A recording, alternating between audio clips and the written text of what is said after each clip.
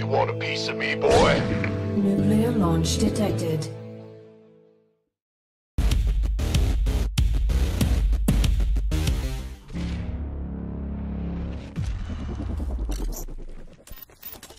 Hello and welcome back for the second series of the day. It's gonna be Germany against Sweden. I'm here with Zombie Grab in Rotterdam. Yeah, so second match here, and it might just be as cool as the first one, but those PVTs were pretty amazing, so I'm not even sure it can be. The last two games, I think Utomo played excellent. I really love that aggressiveness coming out of him, even though it was very macro-oriented, but from the moment that he had Stim, just went for it, start trading. Love those last two games, but this is going to be one hell of a match. Germany's got an excellent team. Hero Marine is also just a fantastic player. He's a great streamer. Gets a little on the edgy side on his stream, but full of banter. And then, of course, that Swedish Zerg lineup is terrifying. Should be a really good one. Okay, so let's take a closer look at this German lineup. Yeah, so I think a lot of eyes are on Showtime, having a great performance in Germany just recently. But Hero Marine is actually really quite good, had good matches in the most recent tournaments. And TLO is the veteran, bringing the experience, bringing the creativity, and occasionally he has these days where he also just looks like he could be one of the best Zergs. But it's a little too far and few in between. But as a whole, these guys can really complement each other. Yeah, so of course Germany made it into the top 4 at Nation War Season 4 with pretty much the same lineup, and all guys are still playing a lot. They're all still very good. I even think Hero Marine is perhaps better these days. Showtime was a beast in 2017. He's a beast right now. TLO has been a little bit more invisible lately, and that's not necessarily because he's not playing a lot, but he's been traveling a little bit, made a couple trips to Canada, but still plays a lot and is obviously still capable of stealing a map against anybody in this tournament. Especially in his EVZ, perhaps. Yeah. So it looks like a really balanced and solid lineup, but they will have to face 3 Zerg players from Sweden. Sorov, Namshar, and Zanster. 3 Zergs is so scary. It's scary, or it's something that you know you can practice well against. Scary. I mean, So let's keep it at scary. But do they have really different playstyles? Not really? Not really. I think Zanster can be a little more of a wild card sometimes, but sort of in Namshar really feels like they just both focus on macro and getting better as a whole. Namshar especially, I would give the credit to macro. So. Yeah, I mean, it's hard to say that they have necessarily super different playstyles, but they do always feel very different. I feel like whenever you see sort of playing a ZVT, it feels very different than a Namchar. Namchar has traditionally been a big lover of the roaches and hydras as well, while sort of is more a Link Bane type of guy. And yeah, Zanster is the wild card, but Zanster is very good. Had a couple big highs in his career, of course, that one season as well in WCS, where he had a fantastic run. And he's been here at every National Wars. He only won from this year. That's true. No, he's 5 seasons already. But that's also kind of perhaps typical for Zanster. A lot of people still see Zanster as an up-and-coming player, and in a way he is, but it's also because his career is kind of a roller coaster. He definitely had his highs, but then he just kind of disappears a little bit again. And then suddenly he shows he's still one of the better Zergs in Europe, now qualifying for GSL Kodas. And Zanster is that crazy guy that can actually advance to the round of 16 as well. Like, he's capable of doing that, even though nobody would ever say like, oh yeah, I can see Zanster in GSL Kodas round of 16, but he's absolutely good enough for it. Just, you know, Anton is Anton. He's a character. He's an absolute gem to the scene, but very good. Okay, now let's take a look at our predictions for this series. Yeah, everyone for Germany. Yeah, on paper the German lineup is really strong, so obviously we went for Germany, but Rotti thinks it's gonna be a close series. Yeah, because all 3 players of Sweden are very good. This is not a team where you have like one guy, let's send him out first because he's not gonna win anyway. Like, it's not weird if either Zanster, Namchar or sort of beats anybody of the German team. That has happened in the past. I mean, Namchar Showtime maybe a little less, not in series at less, but he did take maps. But they're all capable of stealing maps. So yeah, I think this is gonna be very close. I think they're capable of stealing maps, but I just guessed one. Even TLO, I feel like it's a decent shot, but he was kind of the weak link that I put the 1-4. Whereas Hero Marine, I think he's the most comfortable against Zerg. I guess maybe it's Terran, actually. But the point is, it's not Protoss. That's basically my point. And then, of course, Showtime just has some excellent PVZ as well, with that insane record against Namshar. But it would be kind of cool if Namshar finally got him back in a best of 1, which he certainly can take. It's a series. it would count. This is a best of 1.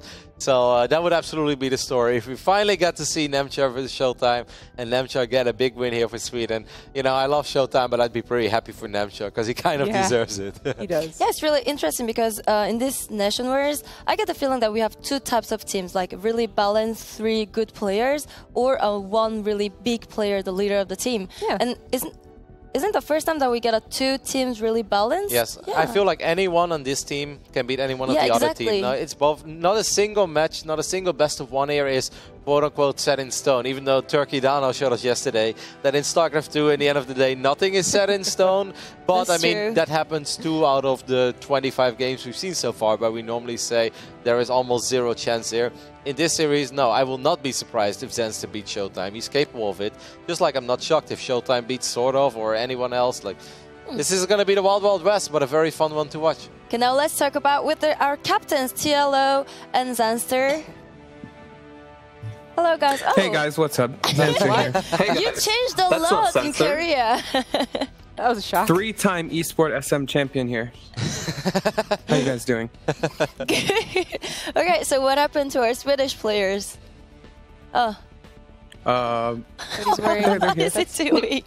Anton. Norga, can you please get out of the shot? Is that man? a I'm trying to do Polish an flag? interview I was going to say, this Yeah, it doesn't look like looks the right no, I flag. think it's a Canadian one. That could be That's the right. It I was could like, be can- Polish, isn't but that yeah. Canadian? Yeah, no, I guess that's here. the Alright, Canadian I'm sorry. Norga's trying to hijack the interview here. What's up, Dario? I feel like I'm already losing the mind game plays here. I'm already flabbergasted what's going on. Do I have to expect the 13th now, or what's going on? You never know. Where are you going? I gotta go take a shit. Okay, that's my great, man. Okay, well, let's start the Can I change interview my with- prediction? 4-0 Germany. Is he hammered or what's going on over here? Oh my god. Well, let's start the interview with TLO. Hey, how are you and how do you feel coming into this match? Oh well, a whole lot better now than before. I do think we have quite a big advantage because it's a pure Zerg team we are facing, and I do think we won the I don't know, man. map I would be ethos. careful. You got the first, second, and third best Swedish Zerg here. I mean, it's a pretty scary team, in my opinion. Mm-hmm. You don't think so? And clearly a great Canadian expert leader. Oh my god. Yeah, Are you gonna be he's coaching? back there. I mean, I don't know who you think I am, but I am Zanster, so I'm ready to play this. I'm ready. Okay, so Well, I'll make sure to check the hotkey patterns after the game to make sure everything is alright. okay, so for Alright. Sweden, so Sorov and Zanster are obviously in Korea and they qualify for GSL. But I'm curious about Namshur. Have you talked with him? How does he feel right now? Well, I'm sure he's feeling great. We've been prepping the Swedish team for a while now. Yeah, he's a pretty good player, I think. Okay. So, he's the Alright. first Well, best let's Swedish just player, I ask think. for your and starting Tom. player for Team Sweden. It's gonna be Ricky. Okay, so Mechanical. Sorov is starting. And for Germany? That'll be me, myself. Okay. Dario, I do have a question for you. Lately, I mean, I follow you, of course, on Twitter, and we see that you've been pretty adventurous, exploring the great outdoors. But I, of course, know that you still play a lot of StarCraft. But how is it exactly looking for you in life right now? Are you playing more in Europe or in North America? And how active are you compared to, let's say, 6 months ago? So I'm a lot in Canada now because of my girlfriend, but I still mostly play on the European server because playing on NA, I've noticed, hasn't been very productive. It turns out there's not so many I would good players. live in Canada too if I had the option. That's a great country. I mean, I'm Swedish and all, but Canada's, second best in my opinion. It's pretty fantastic. But yeah, Europe is still the place to go. I have about 100 millisecond ping to Europe, which is it's fine. It's not ideal, but it's fine. So I can still train properly on Europe. And how do you rate your current skill level to, let's say, the Dario we saw 6 months ago? Well, maybe I'm a little bit in a slump right now, I'd say, but I'm still confident, and I think I'm gonna come back from that. And let's see how the games go. Alrighty. Okay, thank you for the interview, guys, and good luck for this series. Such weird voice sometimes. An interesting interview, Sweden. Yeah. Quite good. At least they kept true to the Zerg thing, though. I mean, if you're going to replace Zerg. Should replace him with a Zerg. Okay, Alright, so then. we'll have TLO against Sora as the first game in this series. Yeah, I mean, it's ZVZ, a classical matchup. Obviously, two players that have played against each other in the past. They've both been around for a very long time. Sort of may still sound like a slightly newer name than TLO, because TLO feels super old school, but sort of is pretty freaking old school as well. He was even part of Team Alliance back in the days. As wow, we've actually got a minor lead for Sweden. I mean, that's an all Zerg lineup for you. You know, TLO is like, I think that's a weakness, and everyone that doesn't play Zerg is like, that's a strength. Oh, okay. That's I actually thought that Germany would be given a little more credits, you know, maybe too. like a 60-40 or something like that, but it's pretty close anyways. That's all well and good. I did wonder what's his TLO ZVZ looks like, but we didn't get a chance to ask him, but that's all he's going to have to face today if he's on a roll. I think that's the only thing he has to worry about. I mean, Dario is absolutely the type of player that does take this very serious and wants to have a good showing, especially since there was a little bit of talk where some people said that perhaps Lambo should have been the third player in the German team. So I'm sure that TLO is, you know, very fueled and he's very eager to show that he can get a couple of very valuable points on the board here. And obviously he only had to practice ZVZ for this. Right now, Challenger is coming up in a couple of weeks, of course, but, you know, technically this is the one big match that TLO had this week. So all week long he had plenty to think about when it comes to ZVZ. And yeah, there is an off chance that TLO just goes on the rampage here, maybe gets 3 victories in a row. Even that is possible. Yes, indeed, everything is possible. And we have some tweets coming up here.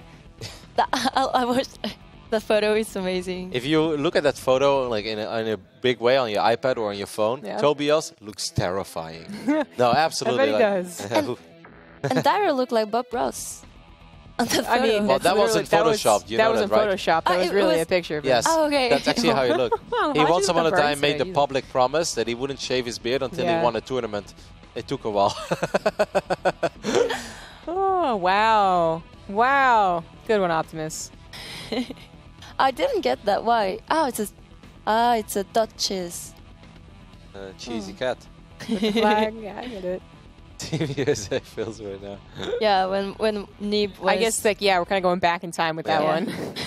The order was reversed. But Yes, it was. it was still funny.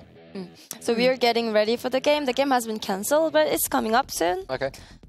And I don't know the maps yet. What could oh, we guess okay. here? First map, I mean, I think it's the same as the previous match. I feel like they often do the same for the first two opening matches, because last time Is we that had true? Neon Violet as the starting map twice Yes. in a row as well, Yes. so or the final map in the series. So maybe the first map of the previous Ooh. series was Neon Violet Square, so it should be Neon Violet Square again.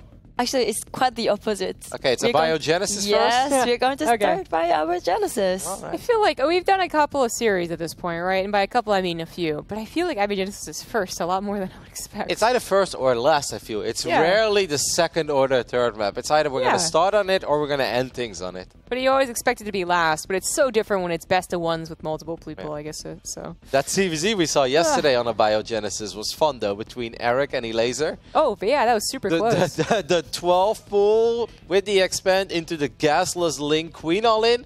I tried it this morning with my Zerg. Got smashed by a 4,900 Zerg, but I love doing it. Okay, and here we go for the first game in this series between Germany and Sweden. It's gonna be TLO against Sorov. Yep.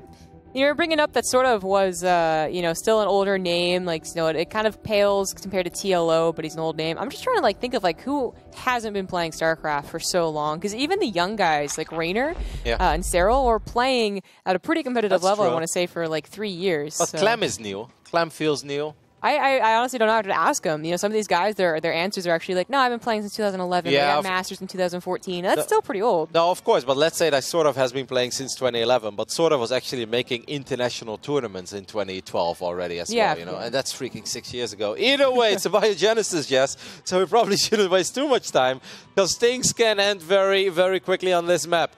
We're looking at the main base of Mr. Mechanics himself. It's sort of. In the top left, has the blue Zerg for Germany. He is TLO. Going hedge first and squeezing out at least a couple more drones. It's going to be a 16 pool against most likely a straight up bailing opening from sort of. Yeah, usually when you get the gas, you just go full on and stop it. You don't stop at just speed or only get the bailing nests. Definitely usually both, but TLO does not play too greedy here. He does not add on an absurd number of drones after the hatchery. He actually goes through the pool before gas as well, and it doesn't take gas at all. Okay, no, so sort of only keeps a single drone. Now he only starts mining gas. So it's just speed links for now, which is kind of weird because he mined at 20 additional gas. Yeah. I mean, that's obviously not the biggest deal in the world, but on a map like a Biogenesis where the rush distance is so small, it truly feels that every set of links could potentially make a difference. All right, let's see what sort of can get done here with his aggressive opening against the slightly more macro-oriented opening from TLO. Yeah, absolutely. I mean, obviously, TLO, by not going for gas, is going to have more minerals for more lings and more queens, but those are all time-based right now. I mean, you need larvae to actually pop. You need the queens to actually pop from only 2 hatcheries. So right now, he does just have to do what you would usually do against, let's say, a gasless expand, or a gasless early pool, which maybe is to pull the drones and try and save the hatchery. There we go. Yeah, no spine yet for TLO. He's just producing a lot of links. He is going to pull the drones to try to keep this hatchery alive. He's fighting rather early, I felt, but a couple of additional links just showed up, so maybe it wasn't that bad. This is still risky, though. The queen is still not out, and it's going to take a little bit longer. So far, not a bad skirmish for TLO. I'm surprised that that's only the first spine. I'm surprised he didn't start the spine a lot earlier. Yeah, me too, but it's actually going to work out maybe pretty well. It's only 1 spine crawler. Speed does kick in, and the queen did not get on the ramp, but it's just not enough. The link body block, though. That is an American football linebacker ling if I've ever seen one, Jess. That was pretty cool, but it does allow TLO now to put up 2 queens there, so that's a little bit more sturdy. The spine crawler is almost done. The hatchery, man, if it was like 25, 30%, it's just a little bit questionable, but at this point, TLO should know there's no banelings on the way. I think his Overlord had seen the hatchery put down pretty much immediately. Your Overlords get pretty fast scouting on such a small map. Pretty good hold in the end. I mean, that hatch is not exactly on the verge of dying. Now the spine is up. It's 3 queens. That 1 queen is going to get surrounded immediately, though. So sort of, well, I won't say is going to get it, but clutch transfused there by TLO. What a start for TLO. Yeah, this is fantastic. And now he does have that spine crawler. He's going to have, I think, another 2 transfuses even by the time this baneling nest really comes into effect. Sort of just going, secondary all in here. Yeah, he could have done the baneling nest initially on 1 base, but now on 2. Will TLO be in a false sense of security? I mean, 2 bases sound like impressive, but he's only at 13 drones, right? It's not even a 1 base economy for Sort of. Sort of is hiding these Zerglings, wants to give TLO the idea that he's transitioning. This could potentially be a mistake for TLO, because these links of TLO obviously don't have speed. They will never get home, but they will scout the all-in, but that's the only thing they will achieve. I wonder why he did that. He knows that there's speed, so there's a good chance he's going to be surrounded anyways, and if there is going to be more lings, then you're in a ton of trouble. But at least he scouted it before sort of his banelings were ready to go, so he still has these like 10 seconds to try and do something, but spine colors take a lot more than 10 seconds. 27 drones against 13, but how much damage? Ooh, the queens moved up the ramp. All of the drones are clumped up there as well, so at least the Banes will get a couple of drones. They get the spine, and TLO could have really used all those links that he just lost right now. He could have, but maybe he still holds. The queens are getting awfully low. He's got 1 more on the way. The spine crawler in the main is almost done, and the drones are trying to be the blockers here for the queens. Damn, sick. As their transfuse was a very last second, but it does make quite a big difference. Spine is not helping out yet, though, and repositioning it obviously feels very scary, because that means it's not going to be fighting, could potentially get surrounded by the links as well. Sort of is going to settle for the hatch here, and then he could potentially transition, but I'm sure he's eager to do a tiny bit more damage, because there is still no speed on the side of TLO. Yeah, TLO is really depending on having that hatchery down pat. I mean, his defense is queens, spine crawlers. He has no way to be aggressive. Okay, now it's actually going to be super bad. Both queens will fall. That means his spine crawler is going to get surrounded as well. TLO is going to have to be forced to pull the drones 1 more time. Banes are morphing in his main base as well. I'd be shocked if TLO survives all of this. Yeah, I mean, the real big thing here is that sure, he has a decent economy, but he really just skipped anything that would help him at this part in his ZVZ. He has no speed. He has no banelings. Even if he had slow lings, but a couple of banelings, I would say maybe. But this should just be an easy win for Sort of as he floods across the map. No, he's actually not flooding. He goes for drones, but it's still an easy game.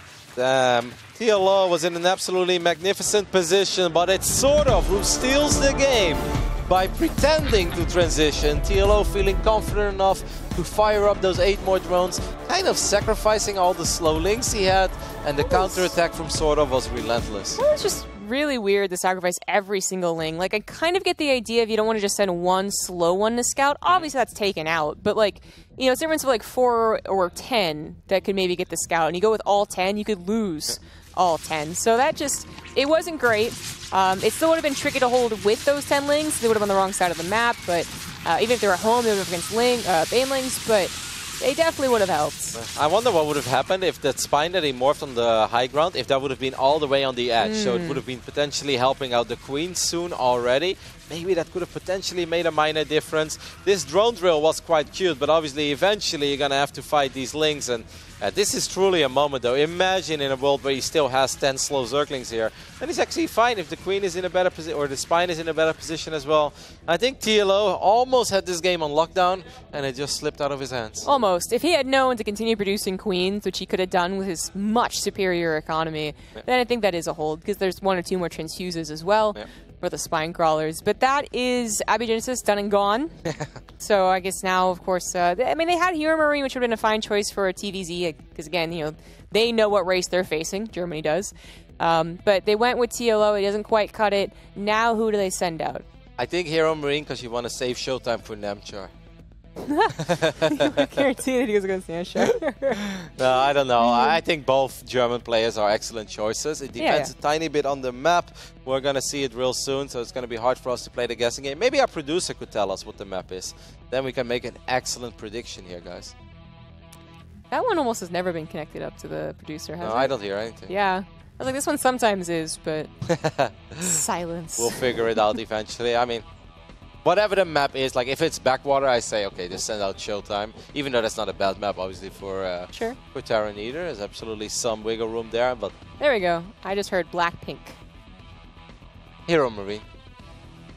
I'll agree with that. Yep. Yeah, I'm going to go with Hero Marine as well. I think they both are very, very powerful. Here, like, Showtime has more wins, records under his belt for tournament results, but Hero Marine has always been solid, and then he's really been grinding, streaming a ton, and showing very good games when he's in his elements. But the nice thing about TVZ is that I feel like you're almost always, like, scouting. Of course, you got to change, react as last second, but as far as typical TVZs go, they're usually pretty typical. Isn't it funny that the more Hero Marine says that he's focused more on streaming and less on competing, the better he gets?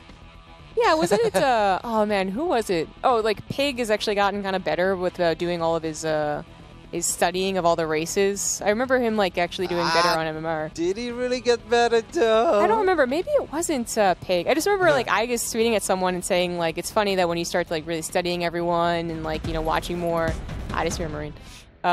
How much better you get. But anyways, I think it helps out in like the grand scheme of things, but I think if you truly want to be, you know, like top notch, I think having some offline practice is very important. And also, like, it depends a lot how you stream, right? There's many ways of streaming. You can be the entertainer, you can be funny, you can do funny builds, or you can just grind games. In Hero Marine, yes, he streams almost everything he plays, but he's pretty freaking competitive when he streams. Like, he's not like, oh, herpy derp, let's rush up to battle cruisers and see how we do. Like, no, Hero Marine he's pretty freaking diehard, and he gets a little edgy when he loses as well. So I think for Hero Marine, it makes some sense because he's obviously playing a lot of games. Yes, no, that's what it boils down to. Is she's just always playing. Where sometimes I think he was even on summer break, or you know, it was the only time he would really play a ton. But now it seems to be consistent. So, all right, now we have Hero Marine in a TVZ. On Blackpink, I mean, that's going to be a fun match, though. Sort of is traditionally a very fun Zerg to watch in ZVT. Not necessarily the guy that sits back and makes a minimalistic amount of units, and it's like, okay, that's barely enough, and now we're going to drone up. Like, no, he'll be droning, and then like when the Lings and Bane start being active, sort of is a fast player. He's always shined a lot. Obviously, that's where the meme comes from, the mechanics, but he's excellent when it comes to multitasking, and he's just fast. You know, that's weird that the results came in from Twitch chat, and they were even more in favor of Germany after they are already up 1-0. Why do you guys do that? Maybe the Germans were just not paying attention, or maybe kind of like sleeping on the job. There is a good chance that a lot of the Germans were watching Naruto. Ah, there we go. Germans do love listening. Although, what's really cool, though, is that that's all, it's compiled from every single stream. Really? Yeah, that's what they said in the first day, I believe. But what happens if there is like an other competitive tournament going on, as we randomly take a look at all these beautiful portraits that are, of course, available if you just head over to matcherino.com. You can literally find all of them there, and you will not only support the gigantic paycheck that Jessica and me are getting, but also the entire tournament. So that's awesome. Supporting esports royalty. No, these portraits are badass. This morning, I did ladder with Netherlands and did better than yesterday. Like, apparently I was not worthy of the Finnish flag, but I was worthy of the Dutch flag because we got some MMR back on the board. 100% not kidding when I said that immediately after changing to America, I did get disconnected from the next game. And then I also lost the rest of my TVPs, so I don't know. I really have to get better at spraying, though. I have never really sprayed. Never used it. No, I'm not a sprayer because I don't know what exactly the hotkey is, but I think it's like Y or somewhere. It's something very far on the right side of the keyboard. My hand doesn't go to those places. Like it stays near the A, F1, F2. Like that's my region. But I don't spray on the left side. Like I just don't go there. I don't know if you've ever had the because you play Terran occasionally, right? Like not often, but sometimes. Since recently, yes. Okay, but there's always that fear where you have T for cancel or halt production, and then you have escape for cancel building. I struggle with that. I am terrified every time I press T that I will cancel a building, even if it's not even building anything. I'm just that scared. So I cannot imagine also having another hotkey on the SE that I actually use. Yeah, no, but spraying seems fun though. I do always giggle when somebody like cannon rushes me and then there's like a little cheese and animation in my face. I'm like, I'm not even mad. That's actually kind of adorable. Or sometimes when they spray, or when they type GG, that's when they spray it in your base as well. And I was like, okay, that's funny. I can live with it. Yeah. So just head over to matcharena.com, guys. All memes and jokes aside, it's an excellent way to support Nation Wars 5, and you get a couple of cool in-game rewards. I'm really having a lot of fun with it. I don't know why it took us like 8 years to implement this to the game, but I am loving our portraits. Yes, they are pretty awesome. And now we are officially getting into the game number 2 between these two great nations. In the bottom left has the red Zerg for Sweden. He is sort of. And on the right top side of Blackpink, we're looking at the main base of the man that is called by some Big Gabe. Others refer to him as the Kingpin of Cologne. It's Hero Marine. He's the boss. He is. So, to elaborate on something I said earlier, I feel like TVZ, when you don't get early Ravager rushed or they're not really weird and play with a Ling Baneling bust, I really feel like Hero Marine is in his element in this matchup. Like it doesn't start off too early most of the time. You can kind of depend on the Reaper, then Hellion, then Banshee to get some decent scouting. And you can just feel comfortable. There's not a lot you have to be doing all over the place immediately, like perhaps versus Protoss, where you feel the necessity to go for a Widow Mine drop, into a Stim push, into a double drop, into Liberator harassment. Now, I feel like you can actually just do a lot of macroing at home and then kind of a very light amount of Hellion and Banshee scouting as well as pressure. And Hero Marine, when he's in his element, his macro really shines. He seems to understand the matchup super well. Always had great micro as well. Yeah. I think his macro is obviously strong, but Hero Marine is someone that can always pull off those cool splits, those splits that you kind of want to clip and put on Reddit because you're like, look at what Hero Marine just did. My favorite clip of the entire year of StarCraft 2 is still Hero Marine's reaction when he got Mothership rushed by the Fighting Frog at like 6 minutes and 40 seconds into the game. Oh, I love that clip. That is literally the best clip of the year because that clip was so real to me, Jess. I'm sure you've seen it for sure, but that is the realest moment because a lot of these clips I feel like, is it a setup? Is it not? But, the reaction of Hero Marine, oh my goodness, what a clip. Yeah, that's an interesting one. I was wondering why the supply depot already down, but he did go for a bit later of a gas into a Marine as well as a Reaper. So supply depot before factory, but the factory is on the way with a reactor. Now a second gas is on the way as well. Sort of doing what Zerg does best, taking third bases before the Reaper gets over there. Yeah, Reaper tried to take a sneak peek. It's like, wait a minute. Are you already there? And it actually is already there. Could have potentially been a little bit annoying because the first set of links wasn't even halfway done. So there is a chance that he was at least, able to force a drone or two to morph into an extractor or a spore crawler. None of that has happened though, so it will all come down to the real harassment from Hero Marine. Most likely going to fire up those Hellions, like you said. I'd be shocked to see something else.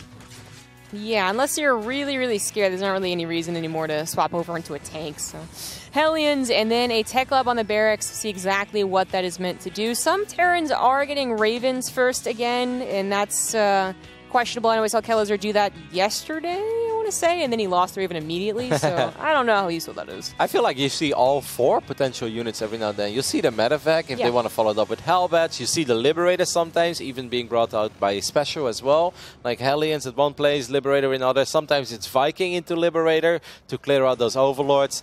That's kind of cool, actually. I love it that it's not set in stone for Terran and that there is some wiggle room and that kind of the world is your oyster and you're able to do whatever you want with that starport. I feel like the Raven is coming into play once again as an early game unit, like the first thing you get from a starport. It is still maybe only 10% of the games or something like that. So it's cool to see Hero Marine do this. Hopefully his will last longer than Kelazur's.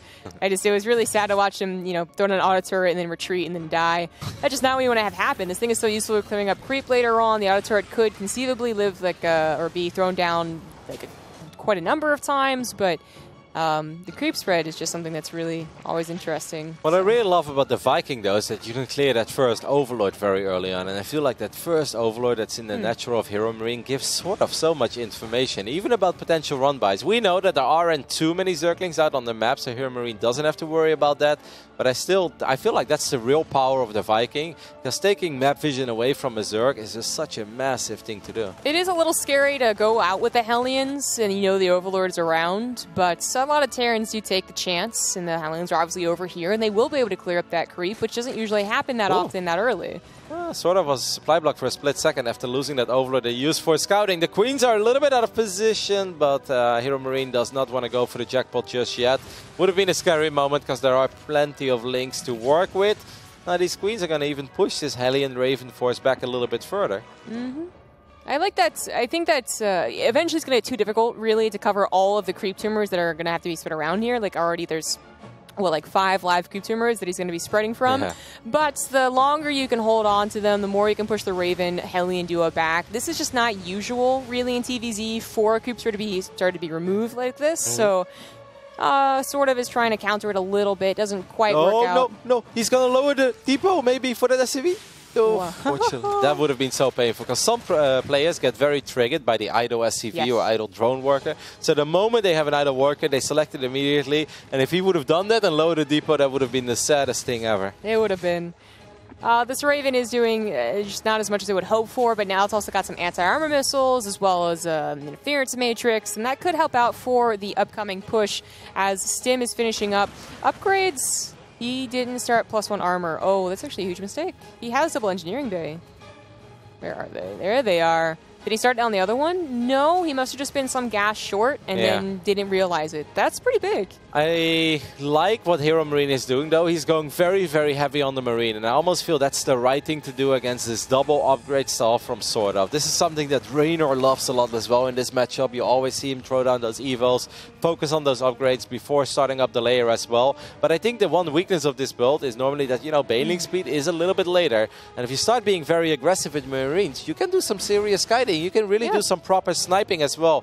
Now, there are 2 tanks in the mix, but as long as there isn't bailing speed and you can push the creep back, slow bailings will have a very tough time connecting with the Stim Marines of Hero Marine. I really want to applaud Sword Of's creep spread here. The only place that Hero Marine is able to do any damage to it was in a place that doesn't really matter. You don't usually see the first 60 Marine drop or a 2 tank push go to. It's usually more in the middle, as I would say, but it's encompassed by creep. So there's not really a fantastic point where he can go. He's not going to be able to save the Hellions, but at least save the Raven. Nope. That Raven of yours, Jazz, I think you jinxed it. Yeah, I guess so. Well, it seems jinxed, Kelazur also was unable to do a lot with it. These links, though, are going to get picked off rather quickly. Hero Marine is just going to settle for the 4th base here. Could potentially get a couple drones there as well, and he does with his tanks. Will these tanks live? I mean, there's not really any use for Sword Of to fight there, especially without bailing speed. It's just weird. Instead, he went for a counter-attack, and a single Bane connects, but that's obviously not going to be enough without upgrades. Man, Hero Marine is making some magic work with this little push. For how far Hero Marine had to go to do that push to the 4th, I was really quite surprised that he was able to get it that easily. Like, Sword Of does not have the units quite in position, quite ready to go. I don't know about pushing in anymore. This is where that creep I was talking about really is shining bright, but he's doing it. Sugar the Hooks isn't done. Yeah. 8 seconds, 7 seconds to go, and the Queen's starting to fall here. I don't mind Hero Marine being aggressive here. As long as Baneling speed isn't done, that's kind of where you want to dance, right, with your Marines. He knows he has the micro potential. Has to be a little bit more careful, because now it is done. Of course, that forward base going down for sort of is a big deal. He did replace it, and it's almost up and running again on the right side of his main. Going for one more big counterattack. Let's see if any of these counterattacks is going to be more successful than the previous one so far. This seems like the first one that should get some serious damage done. Yeah, we heard a sim, but it was like a single Marine or something. So it's like weapons ready. Never mind. Yeah, the attack at the front is definitely scaring out the tanks. They're in some pretty good position. One on the low ground over there is quite tough, but this is where the creep spread is really going to start kicking in as the Banelings roll forward. There was some decent target fire with the tanks, and enough Marines live. I love that tank on the low ground there. Excellent job by Hero Marine. Good splitting there as well. The Banelings are non-existent anymore. An insane amount of kills on that one tank. More Lings streaming forward, trying to get on top of these tanks. The medevacs have all been taken out though, so eventually sort of will defend her as these 5 random Marines find all these morphing Banelings in the middle. Sort of. Yeah, just want to lose all those Queens. No high ground vision, right? Yeah, the creep spread is gone. So they're having a tough time, but reinforcements come in for Hero Marine. Are they really enough? He just saw a ton of Banelings being morphed in, and he had them canceled. So, I mean, he might have a time to get a couple of Queens here, but the Banelings are almost done. Not much energy left on these Queens either, so potential couple of very easy targets. I love the pace of Hero Marine, though. That Ultralisk Cavern is on the way. Another counterattack by Sort of. That's going to be very annoying to deal with. But can he deal with the main army of Hero Marine? It seems like the answer is yes, actually. Yeah, he does deal with it. It's always like a little bit scary, but he always seems to have Lings and Banelings coming forward, and sort of, I mean, he's lost his creep spread, but he is defending on a pretty long map. He's getting these run-bys too. Still close, though. Don't forget about the Queens. The Queens lost most of their energy. I believe we just saw an Ultra's Cavern finish up, so as soon as one Ultra pops out, Hero Marine's push just really isn't going to be that good anymore. That one final tank is going to get picked up as well. Hero Marine just kind of needs all of his units right here, right now, producing 7 Marines at a time. Does not want to give up, does not want to give sort of the time for those Ultras. 2 of them have been fired up, and of course, Chitinous Plating. And let's not forget about Adrenal Glands almost finishing up, but Hero Marine is not stopping. He's not stopping, but I feel like he will stop once the Ultras pop out. It'll stop by dying. This is just it's like a 3-base all-in, you know? Maybe there was a plan for a 4th if he hadn't lost SEVs to the run-by, but he's been trying to pressure since the very first 2 tanks, and it's been so close to working that he has got caught up kind of in this very basic composition. The Lings, again, are going to counterattack, and there is a chance to sort of get some magic done. And don't forget about Adrenal Glands just finishing up. Now, unfortunately, the doors have been shut down. Now, sort of feels confident enough to go up to 5 bases during all of this. Yeah, Hero Marine still being as Marine heavy as he is against those Ultras that will soon have Chitinous Plating. That's a very scary prospect for a German Terran. Not just Chitinous Plating, they're going to have +3 armor soon too. Hero Marine was so dedicated in already having the late armor upgrade that he has not started 3-3. He's going to have a couple of Liberators, kind of scare here a little bit. But as long as it's a decent concave, as long as he can flood past the Liberators, I'm not sure sort of is going to actually care so much about them. Yeah, I mean, Liberators, of course, is a decent answer. If you can keep your Marines safe behind a couple of those freedom circles, there is always still a chance. Another potential run-by for Sort of. This time, Sort of does get into the natural, but Hero Marine left plenty of units behind. This is a nice harassment. A single medevac doing more than I think you would ever expect. The Liberator comes in to try and get Sort of when he wasn't looking. It is finally going to be cleaned up, and +3 armor grows ever closer with Hero Marine. I mean, I think he knows that he's in a desperate transition period right now where maybe he'll have a 4th, but he won't have upgrades. Yeah, and he only has 2-1 as well, I believe. Yep. Yeah, because he forgot that first armor upgrade, like you mentioned. But maybe with the Liberators, I think if you put the Liberators in a good position, it's pretty insane that Sort of survived all the pressure still with those 4 or 5 Queens. Because none of them had energy anymore. A couple of them were like 10 HP away from dying, but he was still able to save quite a few. Still being active with his run-bys. These Ultras are probably going to just run into these circles, and let's see how this plays out. There just aren't enough circles, and there's something beefy here too. So the Banelings, they might have been evaporated pretty quickly. The Ultras were not. They do get on top of the army, so Hero Marine with a very quick pickup and nothing to kill the medevacs. Queens are desperately trying. Maybe he can snipe the Ultralisk Cavern? Is that a thing? I mean, he could be. I don't know if it's actually worth it. His real problem is actually killing the Ultras that are even here right now, and Banelings are still an absolute problem, as he never really got to a very high amount of tanks, and obviously no Widow Mines come into play either.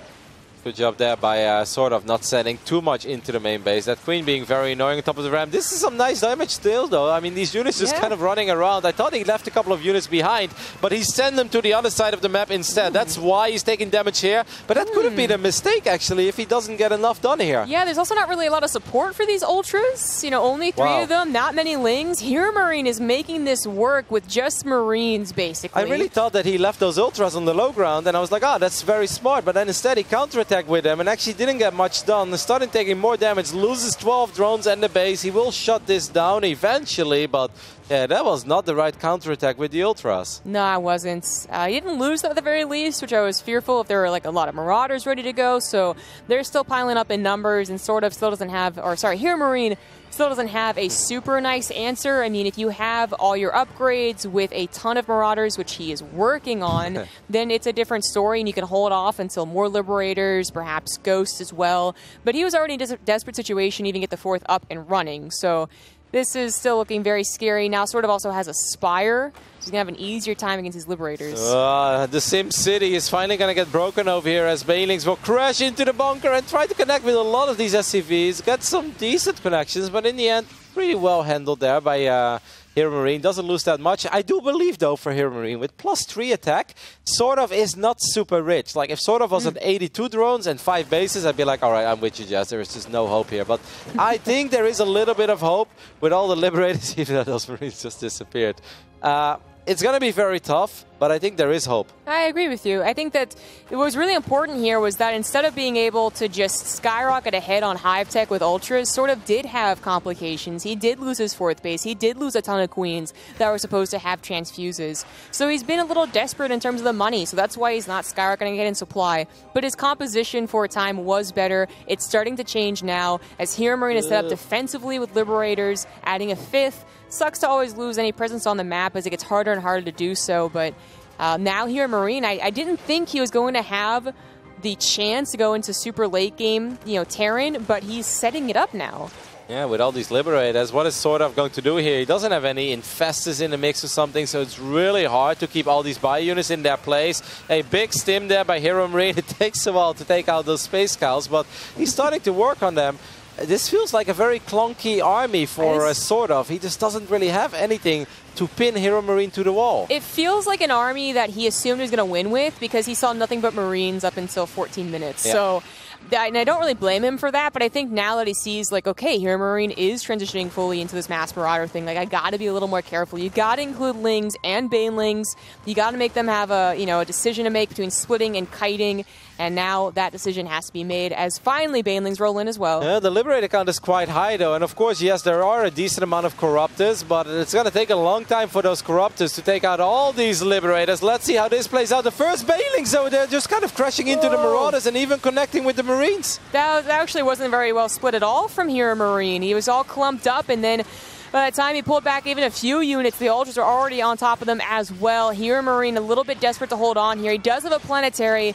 Losing that Ghost Academy will be painful, but if he can hold... Yeah, if he can save the Planetary, then it's not all that bad, but that's going to be very, very tough. You're not repairing it! Oh, he wasn't repairing it. Caustic Spray also would have helped out eventually, too. No building armor quite yet, as Hero Marine is still working on, of course, his +3, which was so late, than armor, and this does look like it is going to be the killing blow. Hero Marine almost brought it back. Yeah.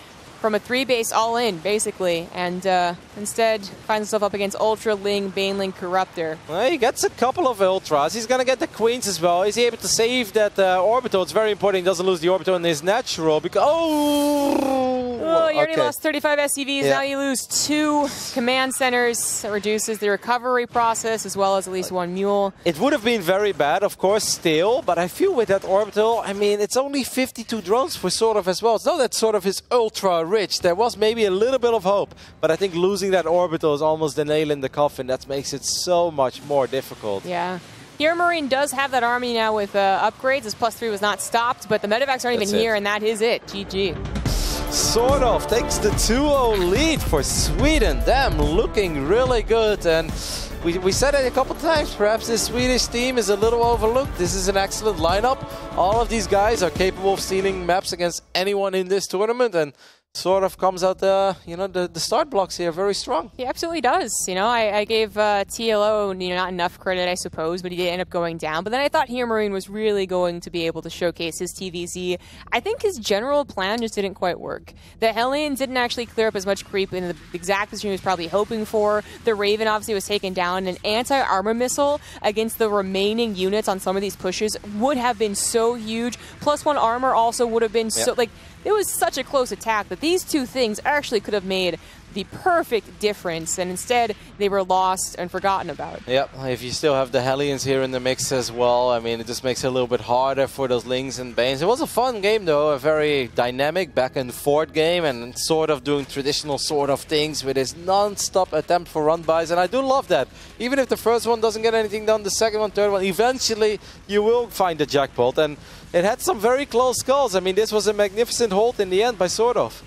This is where the Banelings looked a little useless. Like, they just rolled in, even on creep with speed. But then I think the fight after this is when the overly stimmed Marines got hit by even their own tanks, again, missing the +1 armor as well. And it was barely a hold, but it was a strong one, and it was a hold against a very dedicated 3-base. Yeah, he lost his medevacs, right? Imagine if he had 1 or 2 medevacs there in the mix, then those Marines survive, and I think then with the reinforcements, Hero Marine gets the job done. And this was that first fight where it's just pure Marine against Ultras, and Marines are like, nope. Didn't expect that to go very well, but this is also what led into the surprising amount of damage done between the main and the fourth. I mean, I know that hop-up spot can be very difficult for Zergs in any situation, but this just seemed extreme. Because he sent the Ultras to the other side of the map. If he would have left those Ultras at home, because I realized that he wasn't sending everything in the main. I was like, that's obviously very smart, so he doesn't have to chase these medevacs. And then suddenly he's like, oh my goodness, he just lost the base, but apparently it didn't matter in the end. They sort of had plenty of good moves to make up for that one slip-up in this game, and put Sweden in a great position. So Sweden are 2 victories away to win this series, but they will have to defeat Showtime first. Yep. Yeah, they'll have to defeat Showtime, and then maybe again after that, or maybe Hero Marine, who thinks, like, you know, is trying to convince his buddies, like, no, revive me, I just missed +1 and was really dumb. They're both still very strong, scary opponents, so Showtime especially. Just talking about this game, I have a question. So what happened for Hero Marine? Was he supposed to transition or something? No, I mean, because he kept building Marines and Ultras came out and that looked... He was very dedicated to 3-base. Like, I think it was basically an all-in, where, like, you do not plan on putting on a 4th CC or a 2nd factory even. You know, they're both put down at the same time, past the point of where they would really be helpful. He just didn't have armor in a very dedicated attack. And no Raven either. Yeah, it was close, and like you said, maybe with the armor, maybe with the Raven, or even if the Hellions would have got a couple of shots up before they were blown up by the Banelings, even though they did put that army out of position, which allowed him to set up for that 4th base. A couple of minor things, and then the entire game looks totally different, because if sort of is more broke, then he can't just rush out the amount of Ultras he did, and it would have been perhaps easier for Hero Marine to transition into that mix that he was going for later on as well, with the Liberators and the Marauders. And at one point, I even felt there was still some hope, because yes, of course, the Lings and Banes were added to the Ultras, but when he had those Liberators set up, I was like, okay, the corrupt account is like 6, 7. That takes way too long to really kill those Liberators. But then everything just stood there, and the Banelings rolled in and crashed into everything. I really think that sort of was overestimating his position because he had Ultras against a Marine-only army. And then he realized, like, oh, I don't have a 5th. I don't have 80 drones. Like, maybe I underestimated this. And that's where I think Hero Marine would have come back if he had a concave. Yeah. It just wasn't anything at all. It was a ball of units. Alright, so sort of look really solid here against Yellow and Hero Marine. And we'll find out after the break if you will be able to take a game to Showtime.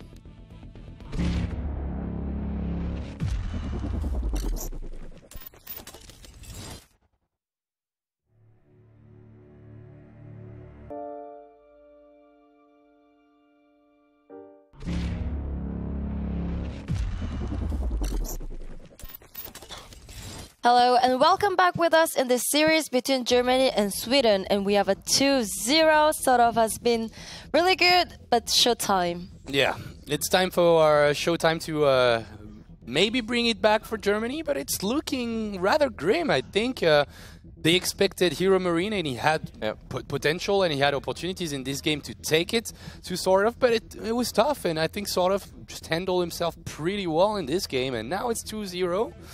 A lot of pressure on Showtime. Yeah, potentially winning 4 PVZs against all very, very strong Zergs. You gotta be ready. I don't know, man. If I can like readjust my prediction, I'm probably switching it right now to Sweden because they're looking mighty fine.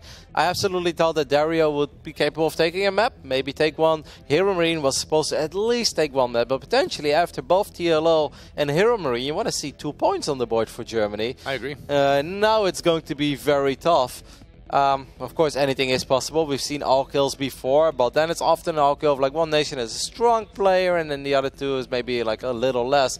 That's not going to be the case. Showtime is going to have to work very, very hard for every single victory here. Yeah, it would have to be 4 games in a row against 3 players that are in pretty good form these days. Yeah, or 4 out of 5. But yeah. It's going to be super tough, I think, for Showtime. I think he can still make it, which would make my prediction pretty accurate because I said 4-3 for Germany. I went 4-3 too, but I'm not feeling 4-3 as well. I'm not feeling too good for it. I was really thinking. I said it so many times on the desk. We're all sleeping on Sweden. People are underestimating Sweden. They're so freaking good. I mean, last year I didn't believe anything from them for some reason. I just didn't feel it. But this year, yeah, they're good. I like their lineup. I like the triple Zerg. I like the triple Rock strategy coming out from Sweden. Those 3 Zergs, they have the skill to take out Germany, and they're showing it right now with 2 wins already. Okay, and do you know what time is it? Yep. It's showtime! It is He has to showtime indeed. shine here to bring Germany up into the series. And here we go, showtime and sort of. All right, so in the bottom right, representing Sweden, already has 2 points on the board for his team. Let's see if he can take it a 3rd time in a row. It is sort of. And on the left top side of Neon Violet Square, we're looking at the main base of the man that's representing Deutschland. It's showtime. Tobias. He's done it before. He's got a good history against the Swedish Zergs, of course. Mostly Nemchar, but also against Sordov and Zenster. But it's going to be tough, man. Even Zenster was able to make it very, very tough for Neep to advance in the group stage of WCS Leipzig, where Zenster truly pushed Neep to the limit. And now Showtime having to perhaps do this all by himself. Neon Violet Square is not a bad map to start things off. You can obviously take a Pocket Expand as a Protoss player. I'm expecting him to open up here with a Stargate and then follow it up with some Archon Harass. Then the big question is it like 4 gates, 6 gates, 8 gates? Whoa! Oh, sort of. The misclicks. Quick underdraw here. The misclicks. Yeah. I would leave. Just GG. Okay. Good job. Now Germany is in the match. But no, it's not going to be the case here, even though he lost a couple of minerals here and there because of that slight misclick. But I agree with you. It's going to be tough to do it 4 times in a row because we do expect Showtime to be the player to be revived if you were to lose a game. But yeah, it's going to be tough. I'm quite scared for Germany right there. You know that Sweden literally has as many GSL Codas players on their team as Korea does. Of GSL Codas players? Yeah. As Team Korea? Yeah. Okay, I thought Korea as a country. No. I was like, no, that can't be right. No, as Korea as part of Nation-wise. Yeah, as Nation-wise Korean team. Yes, I agree. It's a pretty bold statement. It's a pretty bold. Well, it's poor MMA. It's the only one that's next not in season GSL. though. You will be in the next season. We'll make top 4 easy. All right, so we do have our Stargate going down. We've got speed starting up. So far, everything is standard. Do you expect anything weird out of Sort of here, or just play a Sort of? By the way, now that I think about it, for some reason this didn't cross my mind yet. He had a couple of very funky builds against Protoss a little while ago. He would stay on 2 bases and go straight into lurkers and just rush them, basically as quick as you can imagine. Be active with queens. He had a couple of very weird, unorthodox builds. I'd love to see more of that, but so far it actually seems pretty damn standard. Yeah, it's rather standard. I like Sort of is not the kind of guy I feel like would transition into something cheeky after the early stages of the game with Roach and Hydra maybe, but no Mutalisk in play. I don't see it happening on the side of Sort of.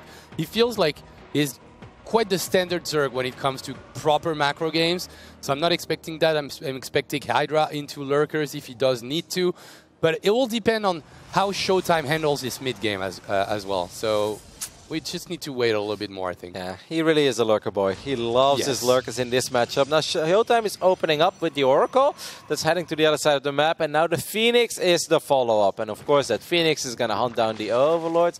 Leia starting at 3 minutes and 44 seconds. I don't want to say it's ultra quick, but it's pretty freaking quick. For a map like Neon Violet Square, where there are still queens on the way as well, we'll keep a close eye on what sort of decides to do with this very fast layer, as Pig would say. Really Lair. fast lair. Lair. Fast lair. Forest lair. Might transition into a bloodbath. But yeah, the Phoenix will do the job, will do the trick. Roach Warren, extra extract is going down. Safety Roach Warren? I don't feel like it's safe. I feel like it's very aggressive, as Teddy KGB would say. Okay, the overlord will be taken down. You didn't get that one, did you? No, I didn't. Rounders. Great Rounders. movie. Rounders, the movie. Roundhouse. No, Rounders. With Matt Damon. The poker movie. I haven't seen it. Oh, get out of here. I'm a terrible co-caster. I'm sorry. Get these men out of my club. Now I want to see it, but I want to see it next to you, you know, so you can do the dubs and stuff like that. See, Nidus, very aggressive. You did get it on this one. Yes, you expected the right strategy. It will be a Nidus. He will lose the Phoenix. That's bad. That's bad for Showtime. It was like probably the most likely unit to scout that Nidus. He has no idea either, because there is a War Prism on the way, charge being fired up. You don't need a Prism against a Nidus. Oh. That Revelation saw everything and nothing at the same time. How was that possible? Yeah, I actually am so worried for Showtime. I have no idea how Showtime is supposed to hold this.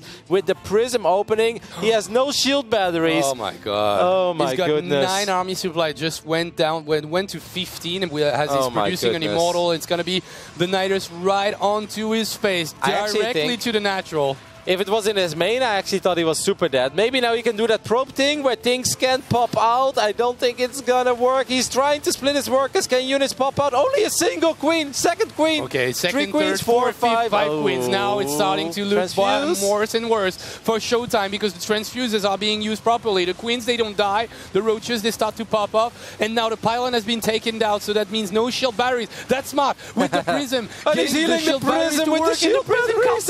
No way. What? Is this the sickest hold of all time? Well, the batteries are out of energy, but he did get a pylon up again. If he can get a second Immortal out, it's important that you don't let those roaches get on top of your Immortal. He's only down 8 workers, so it's not the end of the world yet, but can the Immortal survive?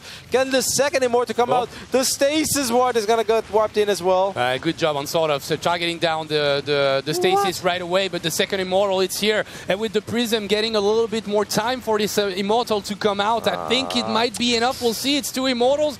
The shield already popped on the left one, so it's going to be taken down. Both of them, actually. The other one is on cooldown as well. I think it's almost ready again. I mean, the Stalker count is actually pretty freaking high now. Showtime is down in workers. The biggest problem is more links could start streaming in. That Immortal does have another barrier, so Showtime is actually going to live for now. It's a hold. And he actually, well, sort of is just committing to it. He's going to do this one more time. I'm not sure if he can... Well, he did kill the robotics facility, and if he can get the other robot, and obviously there is always a chance, but... We'll see, because there's going to be a lot of damage output on that Nidus. I don't think he's got the transfuses to power it up. And now that's a dead Nidus, and Showtime holds. It's going to be another Nidus in the main. We expected the Nidus to be in the main right away. I actually think it would have helped. Yes, because he would have had so much freedom. Why if every Zerg wants to do it in a little tight area in the natural? Like, I understand the idea of getting on top of the robotics facility and empowering the robotics facility, but there is no way that sort of holds that if 7 queens and 12 roaches pop in the main and start spreading creep everywhere on power the gateways. Like, what are you going to do with a single Immortal? I think the only thing that's you know, pushes you to go for the natural is when you scout that the Robo is there. But other than that, I agree with you. That's the idea, but there was just no space for those units to pop out. Yeah. I mean, insane hold by Showtime in the end. I'm very impressed. I feel that at this point, sort of, is just kind of throwing away money with all these Nidus networks that are obviously not going to work anymore. Damn, the fact that he did that so quick. The crisis management, shifting the Prism to power the robotics facility, the Prism being focused by the queens, then being healed by the shield batteries, and then obviously buying enough time for extra pylons to go up, empowering the Robo, getting the second Immortal out. Sick play by Showtime. Amazing crisis management here on the side of Showtime that will hold this Nidus. In the end, it's 103 supply against the 93, actually, so Showtime being a little bit supply blocked for a moment, but the sole fact that he's still alive and can still play this game is quite amazing to think of. Now, sort of, he's trying to transition out of this, but I would have rather see him go for a transition before throwing down those 2 extra Niduses. Or 3. That cost him, maybe 3 actually, that cost him a lot of gas, lots of minerals. It's a pretty decent investment on the side of Zerg. It's 4 Nidus in total that were destroyed, so 1 + 3. And quick maths. Yeah, quick math here. And Showtime will go into a 4th base in a few moments with Storm and +2 being researched.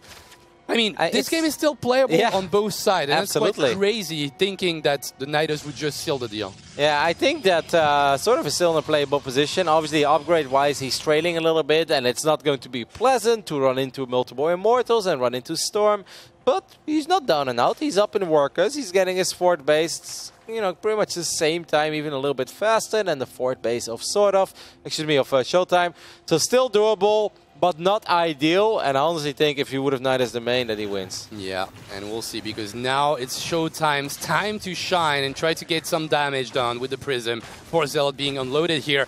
4 drones already going down, and he might be able to save all of those. That's something that Showtime does so well. Like, he never loses those units. He has the perfect positioning of the Prism, making it safe, but at the same time saving the units. I love it for Showtime.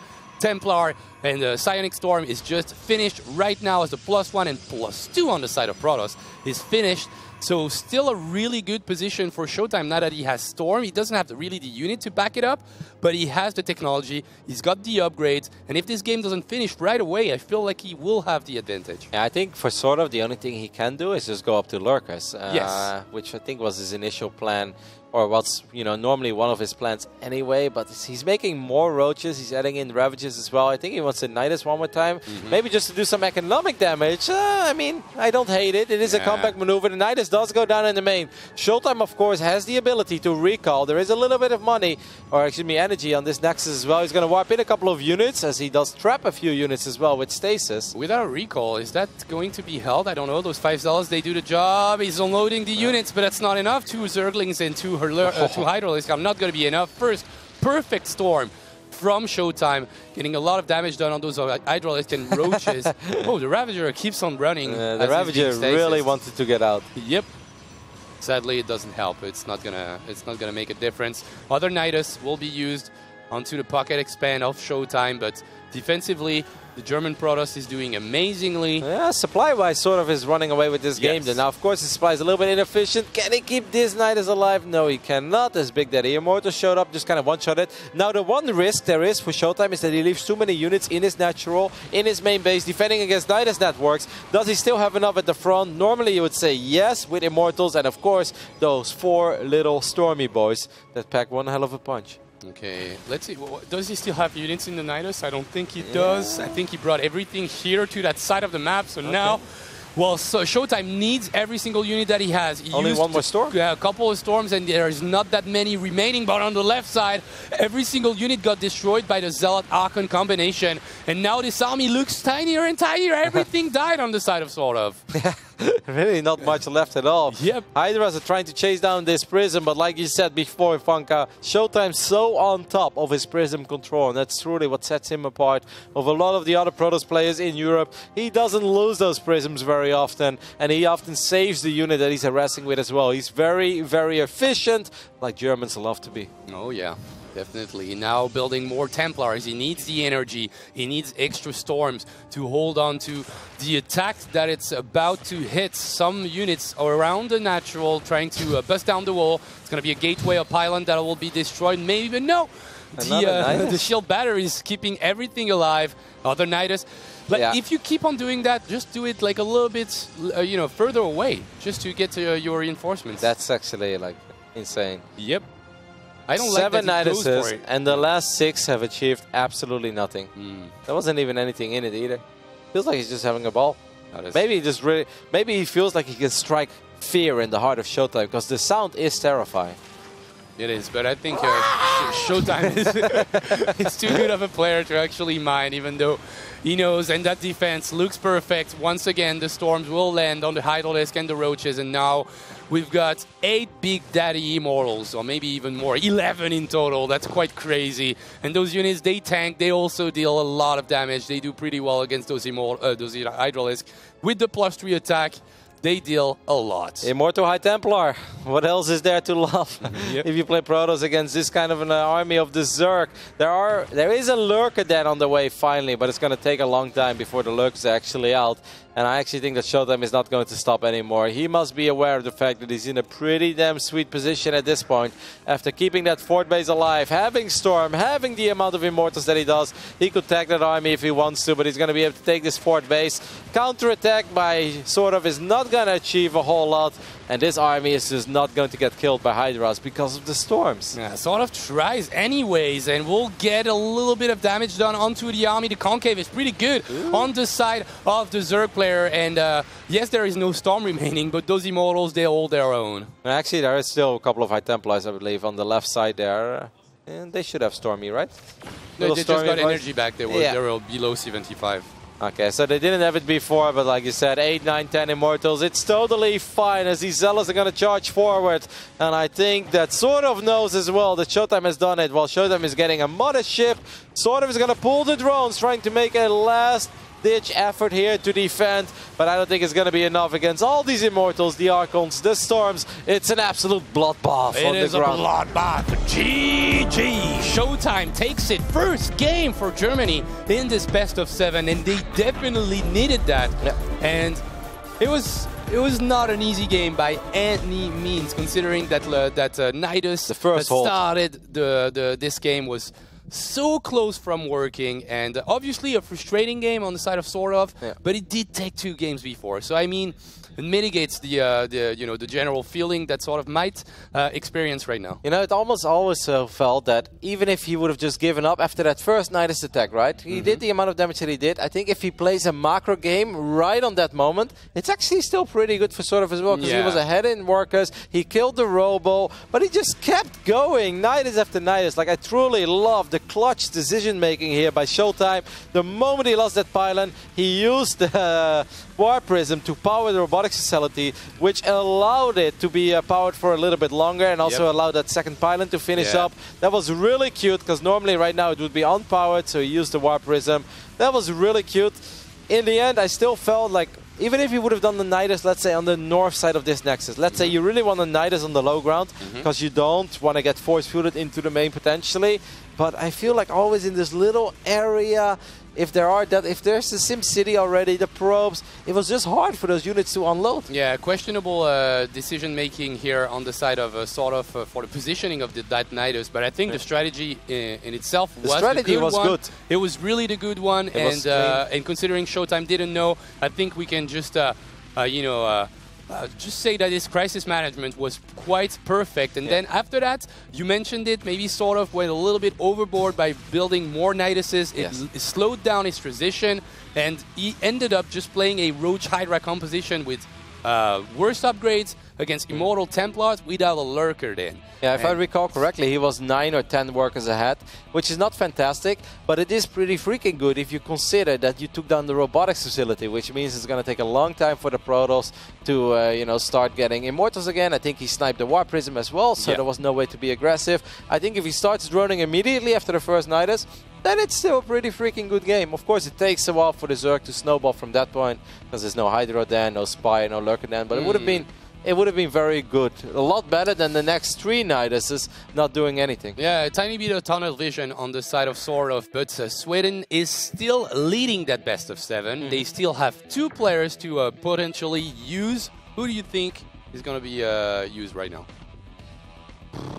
Well, not Nemchar normally. I would say Zenster. Anton? Yeah. Zenster? And it's not. All right. Why did you expect? Because just of the way the games play out between Showtime and Namshar usually. Career-wise, Showtime has a 19-0 lead over Nemchar in series. In maps, it's something like 9-41.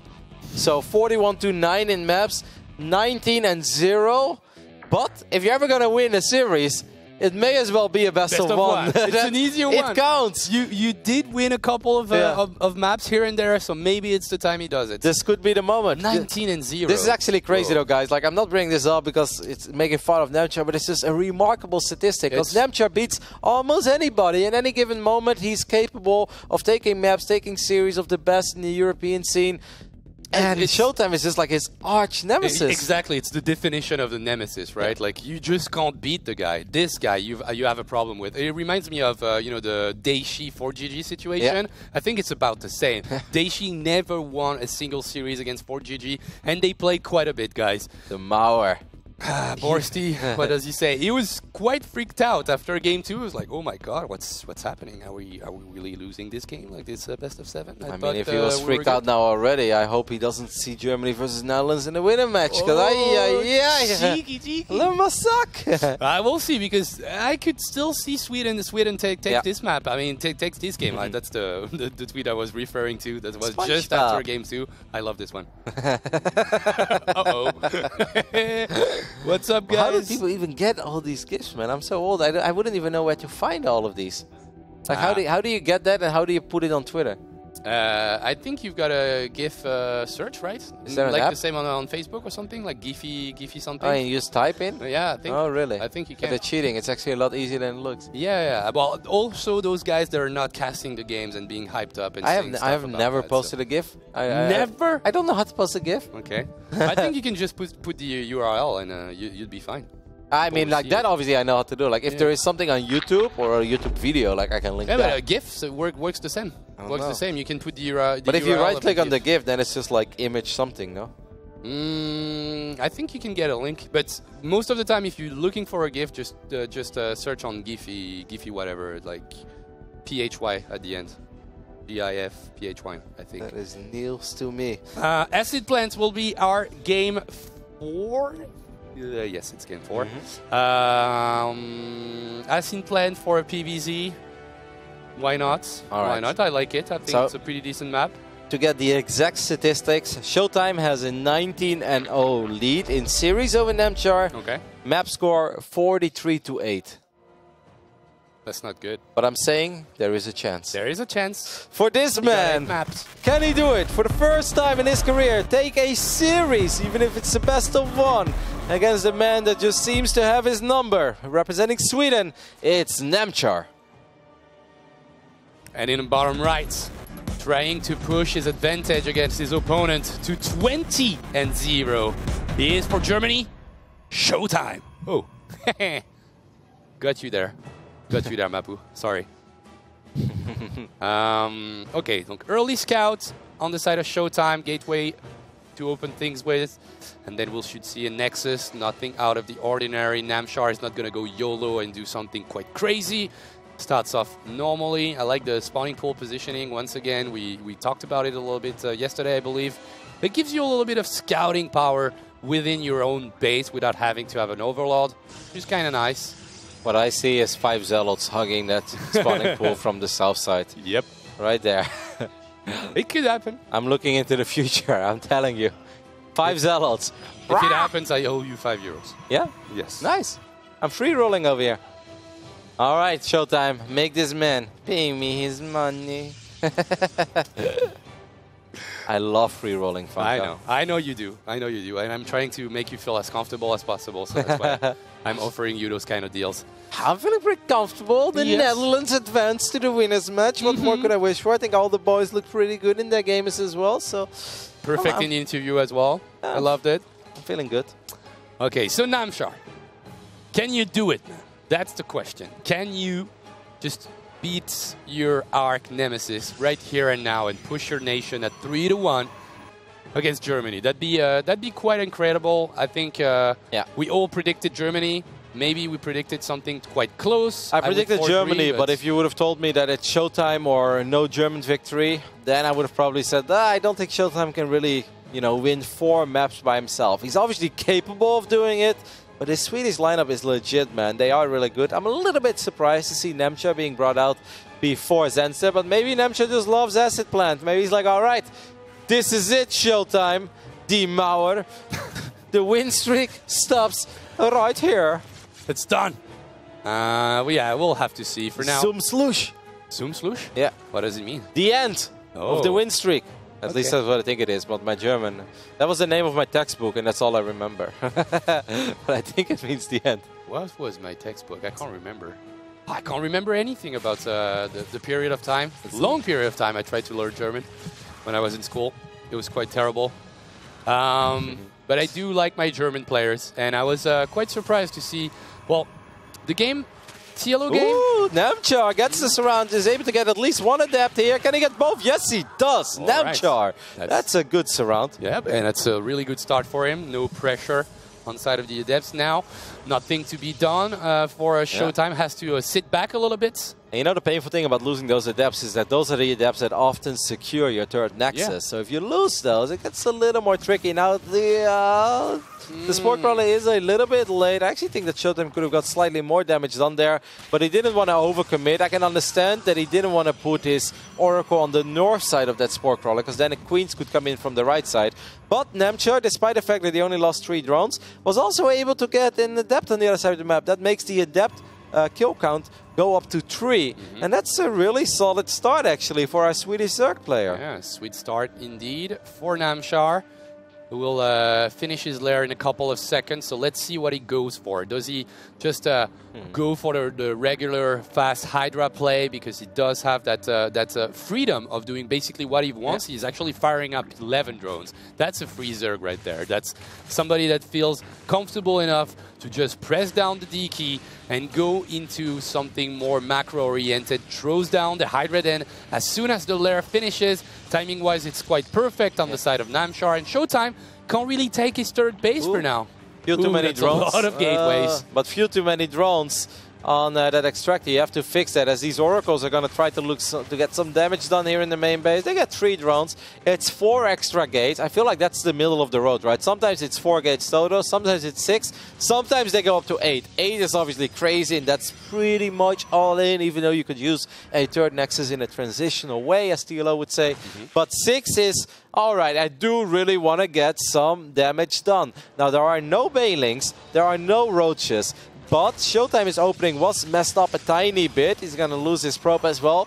So Namchar really shouldn't be too greedy, I want to say. But on the other end, how many Hydras can you truly produce of 52 drones? Yeah, you still need a couple more, I think. Maybe 6 more drones. Still has yeah, but one that's more risky, though. I mean, what do you do if 10 Zealots and 2 Archons show up?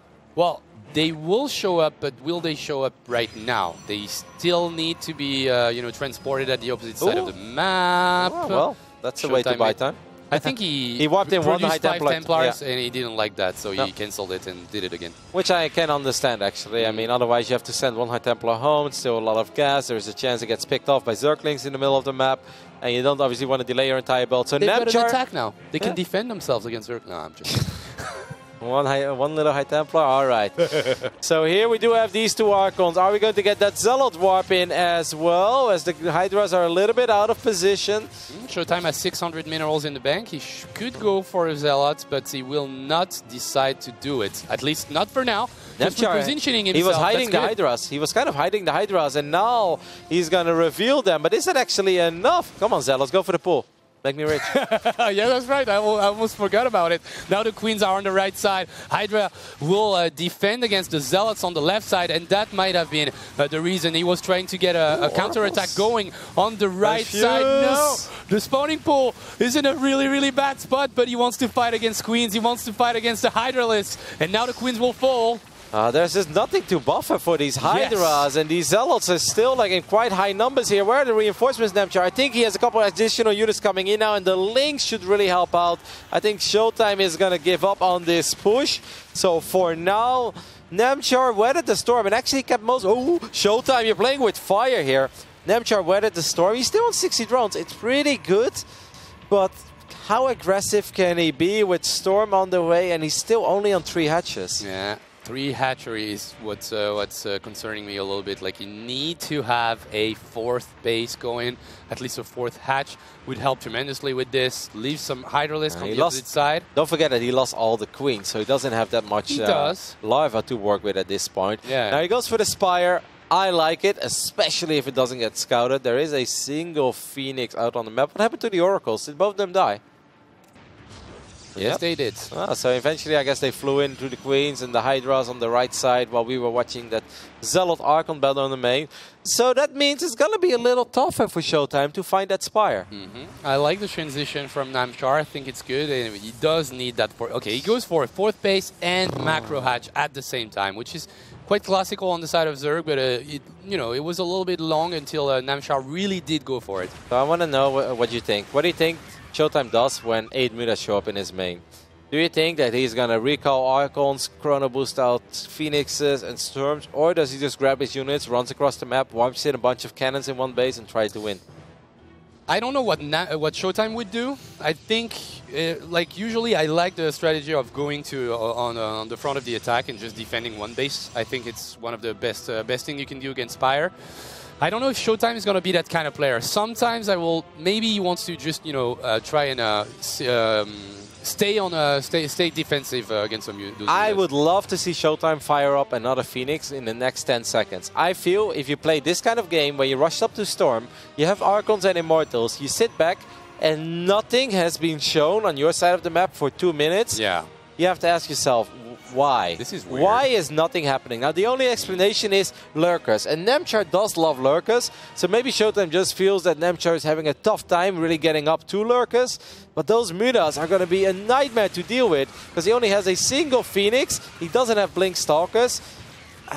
These Hydra... Okay, now I feel like good. You should know. Right? You should there's really not know. that many Hydralisks. There's something missing here, but those mutas, they haven't been scouted yet, and they will get revealed now that they are crossing next to the natural. There's a cannon here that might help for a couple of seconds as a Stalker is being whopped in, and here we are. Showtime goes for the counterattack right away and tries to defend. The Phoenix will be used for now, just surviving. Nice micro on the side of Showtime, but he wasn't looking this time. Now it's Hydralisk, massive amounts, but with nothing to buffer, and the Storms, they do land, and they land correctly on this army. There are so many Storms as well, but it's still going to be tough for Showtime here because Archons obviously don't have the sickest range ever. So it's important for Namchar that he stays out of range. If Showtime gets 7 Zealots here, that's where things become very complicated. He wipes in a couple, but Namchar is doing a pretty good job. Only 2 High Templars surviving. Yep. They'll be forced into a go for the Prism, Namchar! Oh, the dodges have been amazing on those Storms, and now it's nothing but Immortals against Hydralisk and Queens. And maybe Namchar does it. He will pick up the Prism and now has 150 supply against 107. And Namchar might have done it, might have beat his biggest nemesis in StarCraft 2. 19-0 for so far, but it could be 19-1, Roddy. Yes, let this be a lesson. Nobody defeats Namchar 20 series in a row. Not even Showtime. Even though Showtime is not down and out just yet, Namchar makes more mutas. Now, that could work out, but can also be a little risky because Showtime is queuing up another Phoenix. It's definitely not over yet. We know you can never count Showtime out. It's quite crazy that those Mutalists, they didn't kill a single probe, I do believe. They fought against a cannon, they fought against a couple of Stalkers that were whopped in, so economically speaking, Showtime is still doing quite well. 69 probes, and he's building another army. Yeah, and he's this got time Storm a little bit again. more Zealots, he's got Storms. Yep, and this is a base that's not easy to attack for these mutas. I'm still a little worried, but Namchar's hold on top of the ramp on creep was nothing but spectacular, and he's getting Banelings in the mix now as well. That's obviously going to make his life a little bit better. These mutas, I'm afraid they're not being super successful.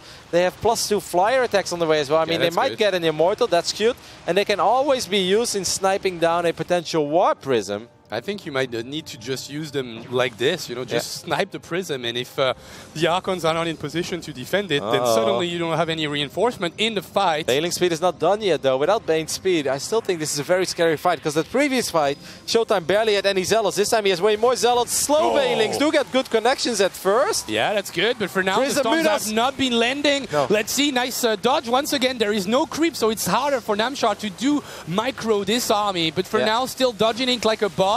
Let's see if there's more units that can come. 5 Hydralisk in the production tab. The mutas! They come back, and the snipe on the Prism, the mutas, totally worth it in this fight, and I think he did it this time. Esports history. What a god. Esports history for Namchar.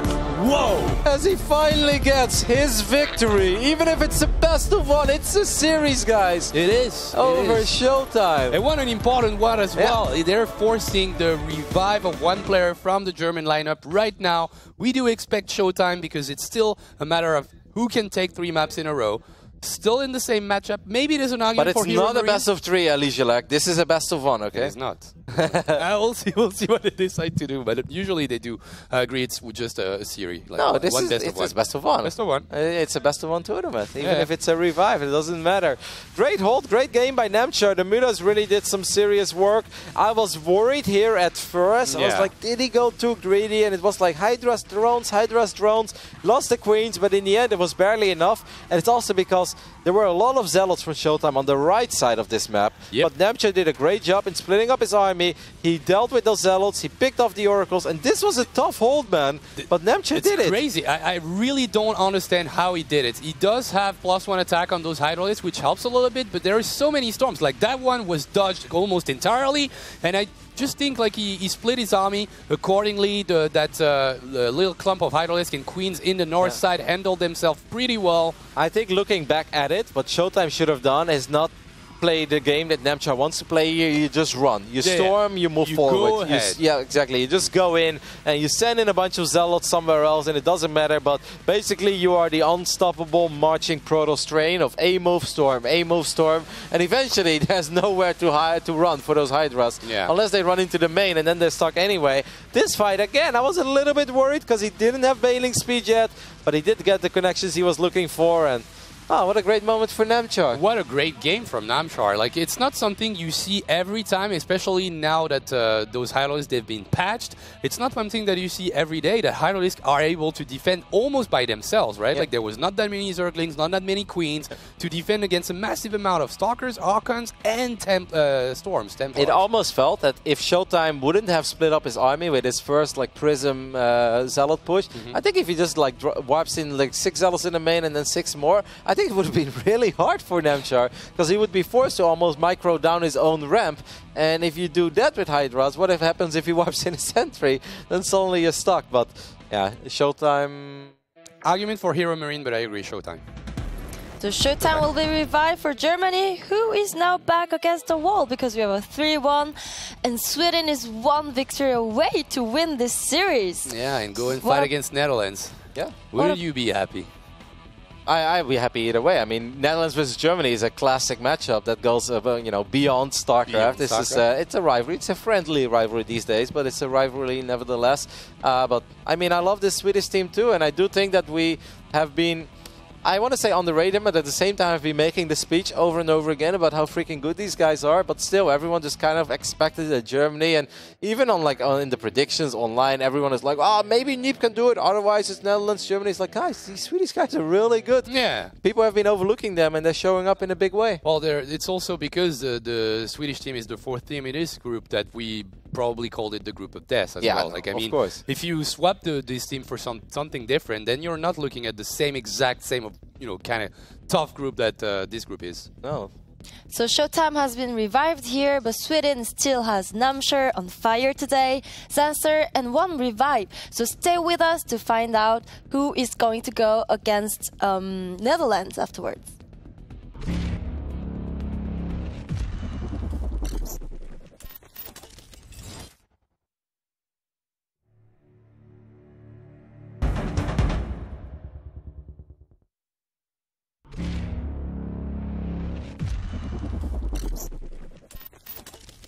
And we are back here in the gaming studios with Zombie Grub and Funka, and what a series we have here.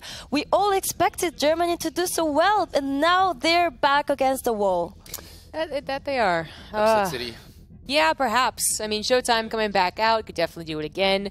I mean, I know you all were getting super excited about his game versus Namchar. Like, it counts as a series. It counts as a series. It does. Nah, in my mind, it only counts as a series if Namchar is revived after Showtime wins this game, and then he also wins that one. What happens if Namchar wins this game right away? Then it's also fair. Then it's a series and he wins a best of 3? That's fair, yeah. Okay. That's also a series. What about he wins 2 series? He wins 1 best of 1 and he wins the second series best of another best of 1. That's not, no. That's not how it works. But you're not nice to Namchar. Like, he needs to feel better about it, and he must feel good about what he just did. I bet he feels really fantastic at what he did. Showtime was clearly not in like a terrible form today, as he did have that epic game versus Hold. sort of. Man, that hold was amazing. You're coming off the back of that at Showtime, and you're probably feeling like, yeah, okay, Protoss versus Zerg, I do have a handle on this. And then Namshar does defeat you, despite your long records with them. But it is a question of, you know, is he going to think he's going to be able to do it again?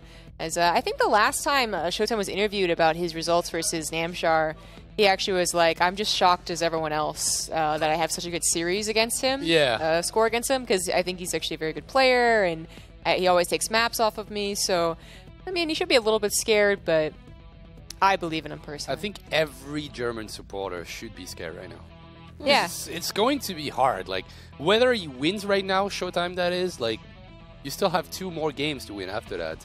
And you have to go through Zenster, and then a potential revive from any of those guys. I don't even know who's going to be revived if they need to. But yeah, I'd be scared. Like, I know Borsty right now is super scared, for instance. Yeah, we kept receiving some tweets from our German fans, really stressed about it. But now, Showtime will play for Germany.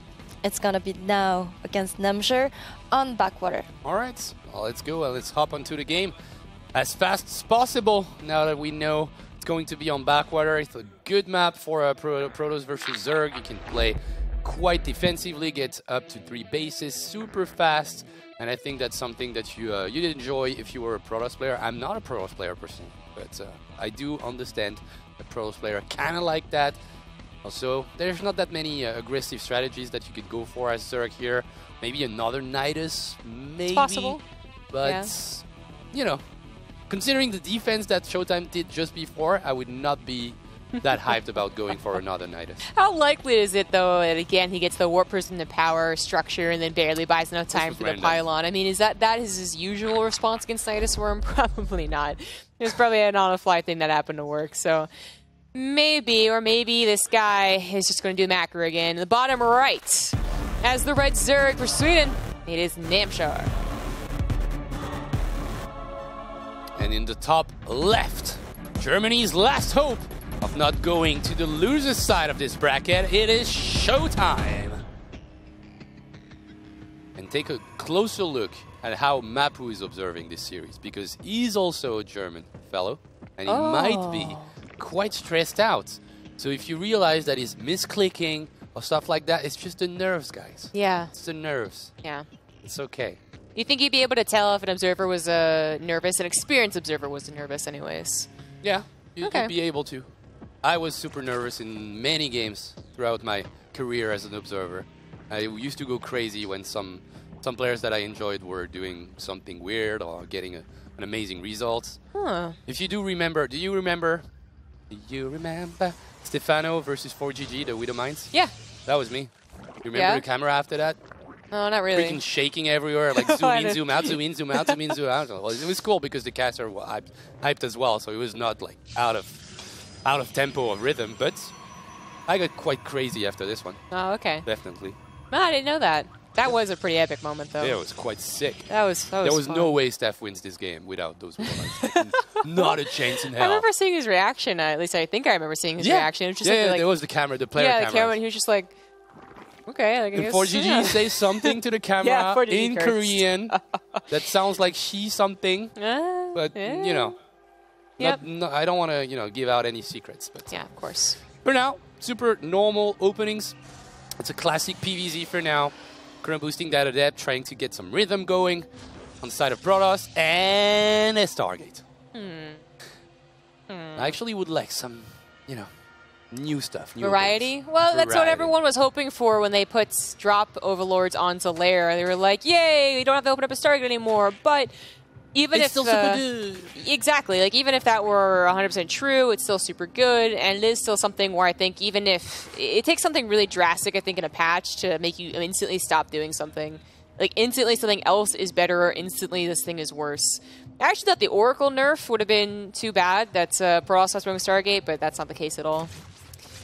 Proxy Stargate, rather. Sorry. Yeah. Proxy Stargate. Stargate itself is fine, but people still proxy Stargate in that matchup, and I'm like, but the Oracle barely does it. We've been doing it for 6 years. We just can't do anything else. It's just the Stargate. Such a good structure. It's the same could be said about the Starport at Terran. Like 1-1-1 is quite it's quite common, but there's just like a lot more variety to 1-1-1 openings that there is to Stargate, because this time it's going to be okay on Oracle and into Phoenix. Probably. I'd be shocked it was only on Oracle. It's actually not going to be the double Oracle. Oracle Phoenix. Okay. Namshar is going to be able to scout this, of course. See the Phoenix, but it would have also known as it died. A lair is on the way already. We did bring up the Nidus Worm. Namshar not typically known for his cheeses. In fact, in my mind, he still plays a lot of the time very old school, like macro old school, like, you know, very a big fan of roaches. But he takes a forward third instead of the back third, which is also kind of curious. The lair timing is just like a little tiny bit weird. But we'll see. I mean, it does look a little bit like what it did the last game. So we should see probably Hydroden as the lair finishes. Maybe an Evo chamber. Yes. He went for +1 earlier. I think the attack upgrades on the missile upgrades on the side of Zerg actually made it way easier for Namshar to hold most of the Protoss army that was thrown at him.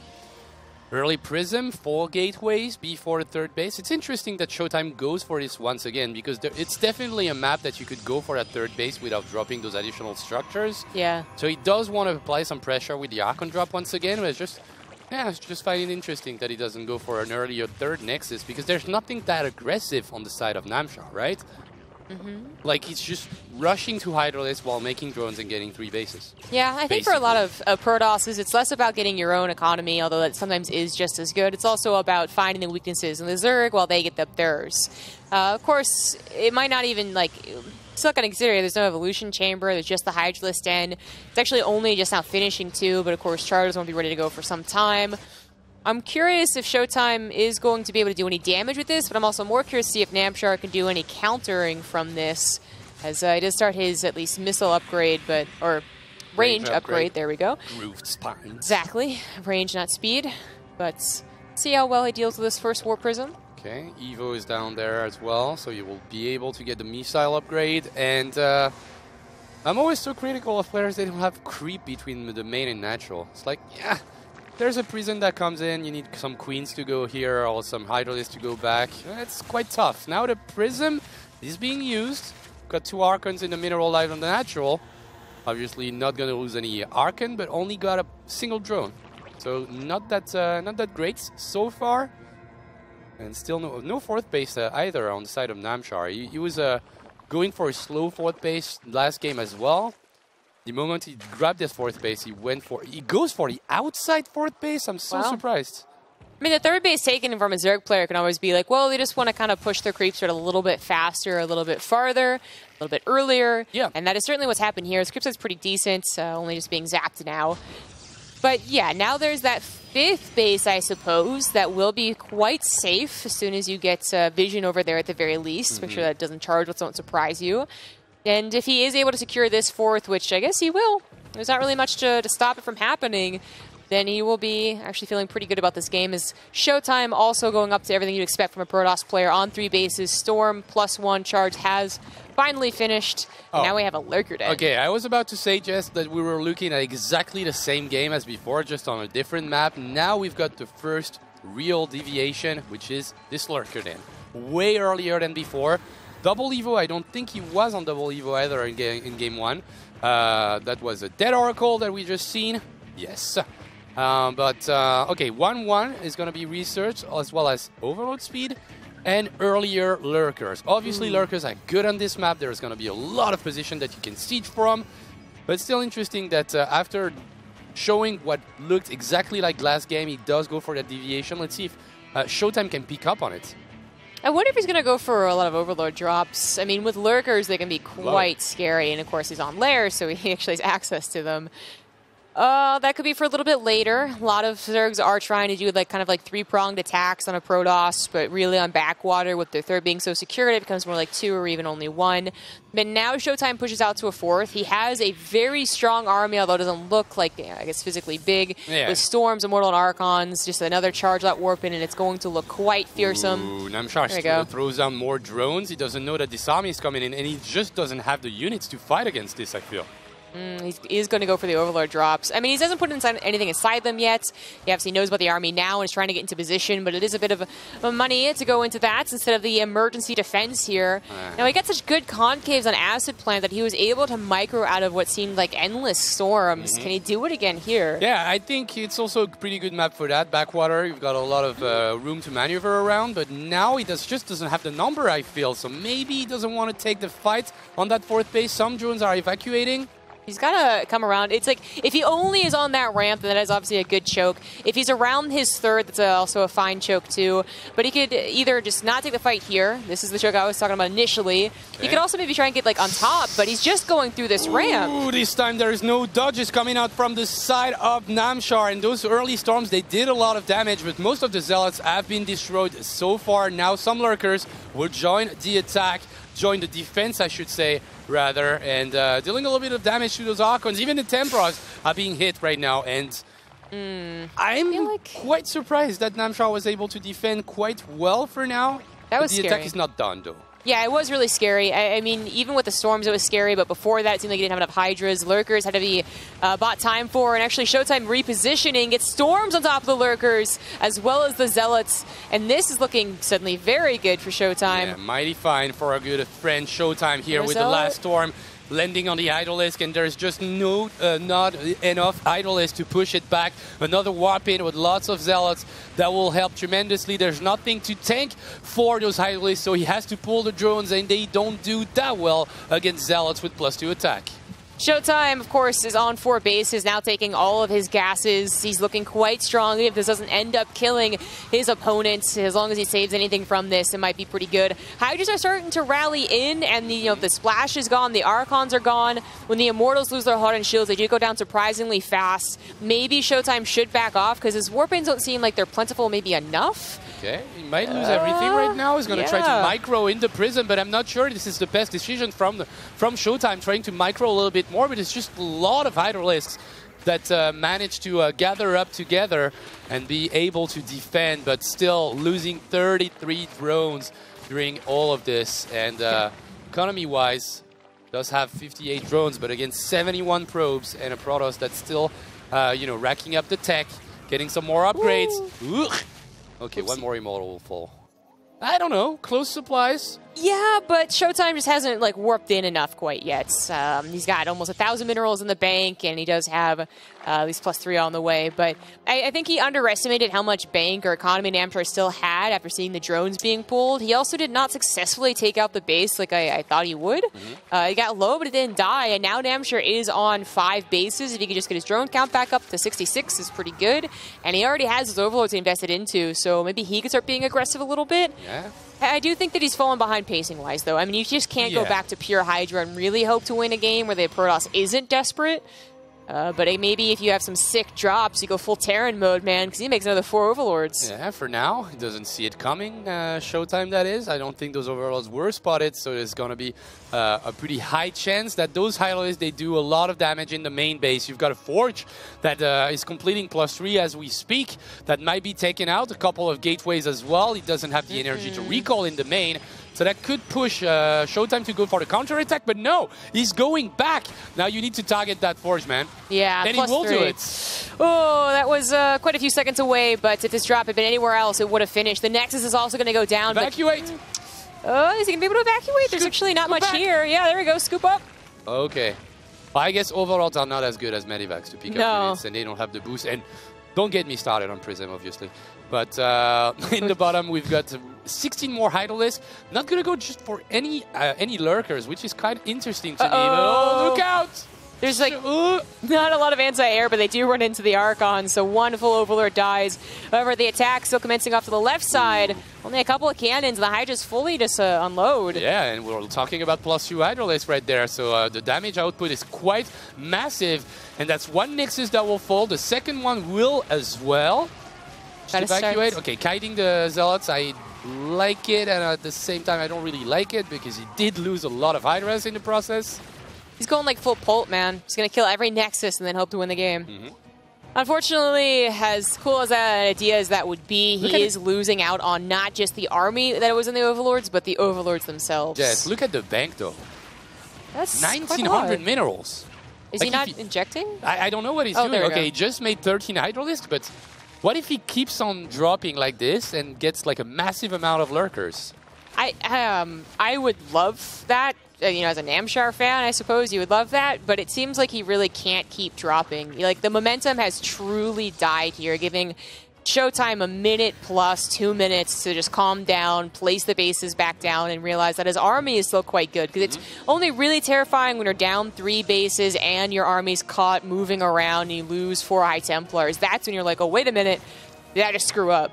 I think Showtime still is an okay position. Namshar was able to buy a lot of time from an otherwise desperate scenario. And Namshar needs to start building those units. He needs to max out as fast as possible. Even the Prism could be taken out right here.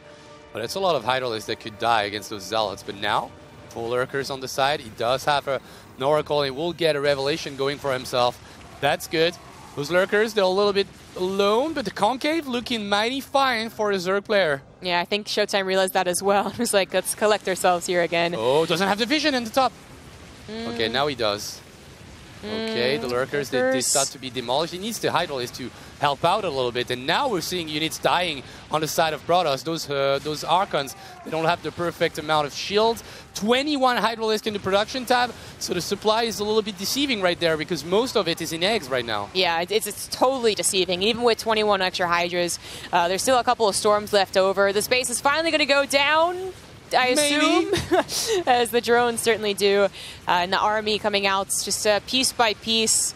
Maybe Showtime once again is going to be pushed back here, but he is on his way to a mothership now. Yeah, now he does have that late game technology. Once again, the storm will land, and those extra Zealots, they might seal the deal for Showtime in Germany and pushing back the Germans back to 2 to 3. Still in a little bit of a rough spot, but I don't think that Namshar can do it anymore. He looked like for a moment he brought it back, I thought, with the drop sequence, but then just didn't have the proper amount of units. If he's maxed out with Hydralisk, maybe you can see him hold. It was almost like if he was able to spend that money instantly and maybe like get lurkers a bit faster too, so he has time to place them appropriately or even surprise Showtime, then I think he had a successful comeback maneuver with the drops, but that didn't really happen. Now he's a little bit desperate to go for another kind of base snipe, but this time no drops, just Hydras. Forces a very big recall, and these units would be quite alone if there was anything to kill them. Yep. And, well, the drones are actually trying to flee to the opposite side of the map, which is not good. Hydralisk trying to kite on Crip against those Zealots. They do a pretty good job, but now that you killed everything that costed mineral, now it's about to be gas units, Templars, Immortals that will come in. Nice Storm should end this game at some point, but no, Namshar just doesn't want to tap out. He took down a lot of Zealots for that, but Showtime still certainly has a mineral bank as he is on 5 bases. He never got those other upgrades, he never went to armor, he never got +3, but he's on to air. An air army now, which of course Namshar's going to have a tough time dealing with. Namshar definitely desperate. Doesn't want to tap out yet, but he could always be revived. Yep. And let's see. It's the last remaining Hydralisk, and it's going to be GG. Well played. Namshar will fall to Showtime here in Germany. Stays alive here in this best of 7. Yeah, thanks to what people did consider their ace. So that's pretty good for them. Now they'll be facing either, or no, they will be facing Xanser. Xanser. Right, it's the last guy left. It's time for Henton. I mean, he looked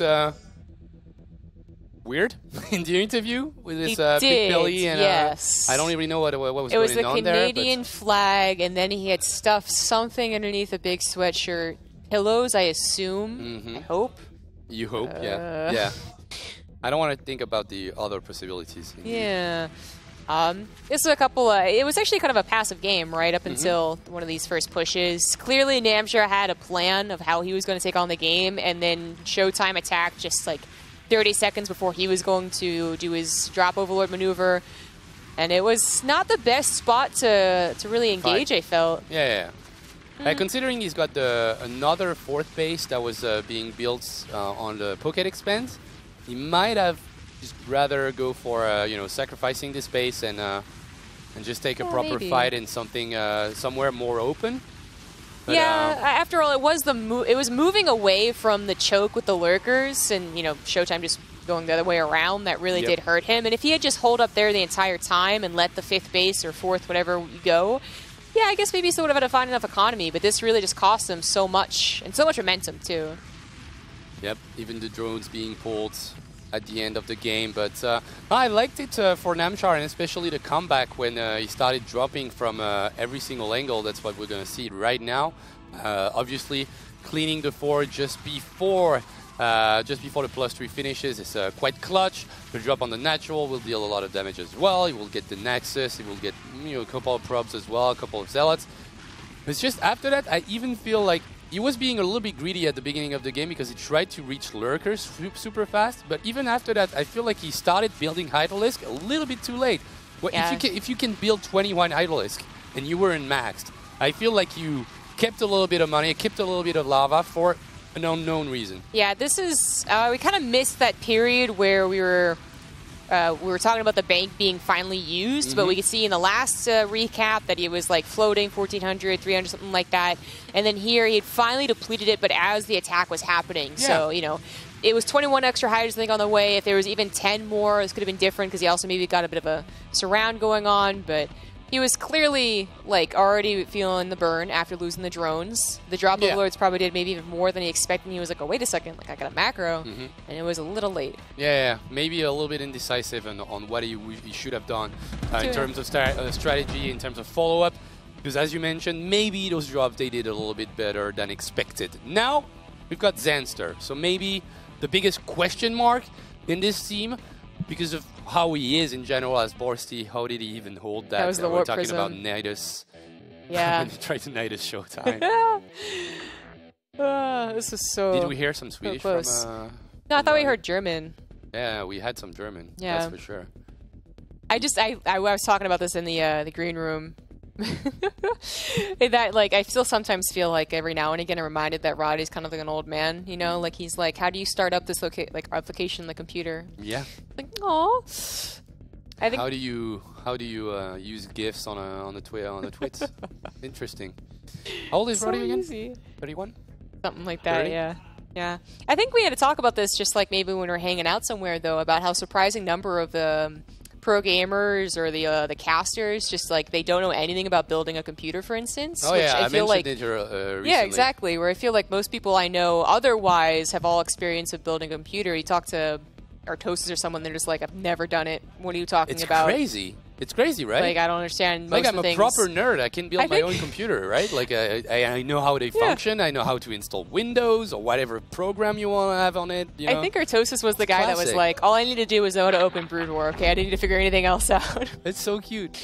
And they would bring the computer back to the store. It's not working anymore. Like, I used to spend hours in the weekend trying to fix the computers with my dad back then. That's how I learned, Anyways, this is game 6, and we could see Showtime bring it back for Germany 3-3, but it's gonna have to be against Anton, against Zanster on Eastwatch, a pretty crazy map for a PvZ. It's really scary going against Zanster, I do think. Showtime should be on guard.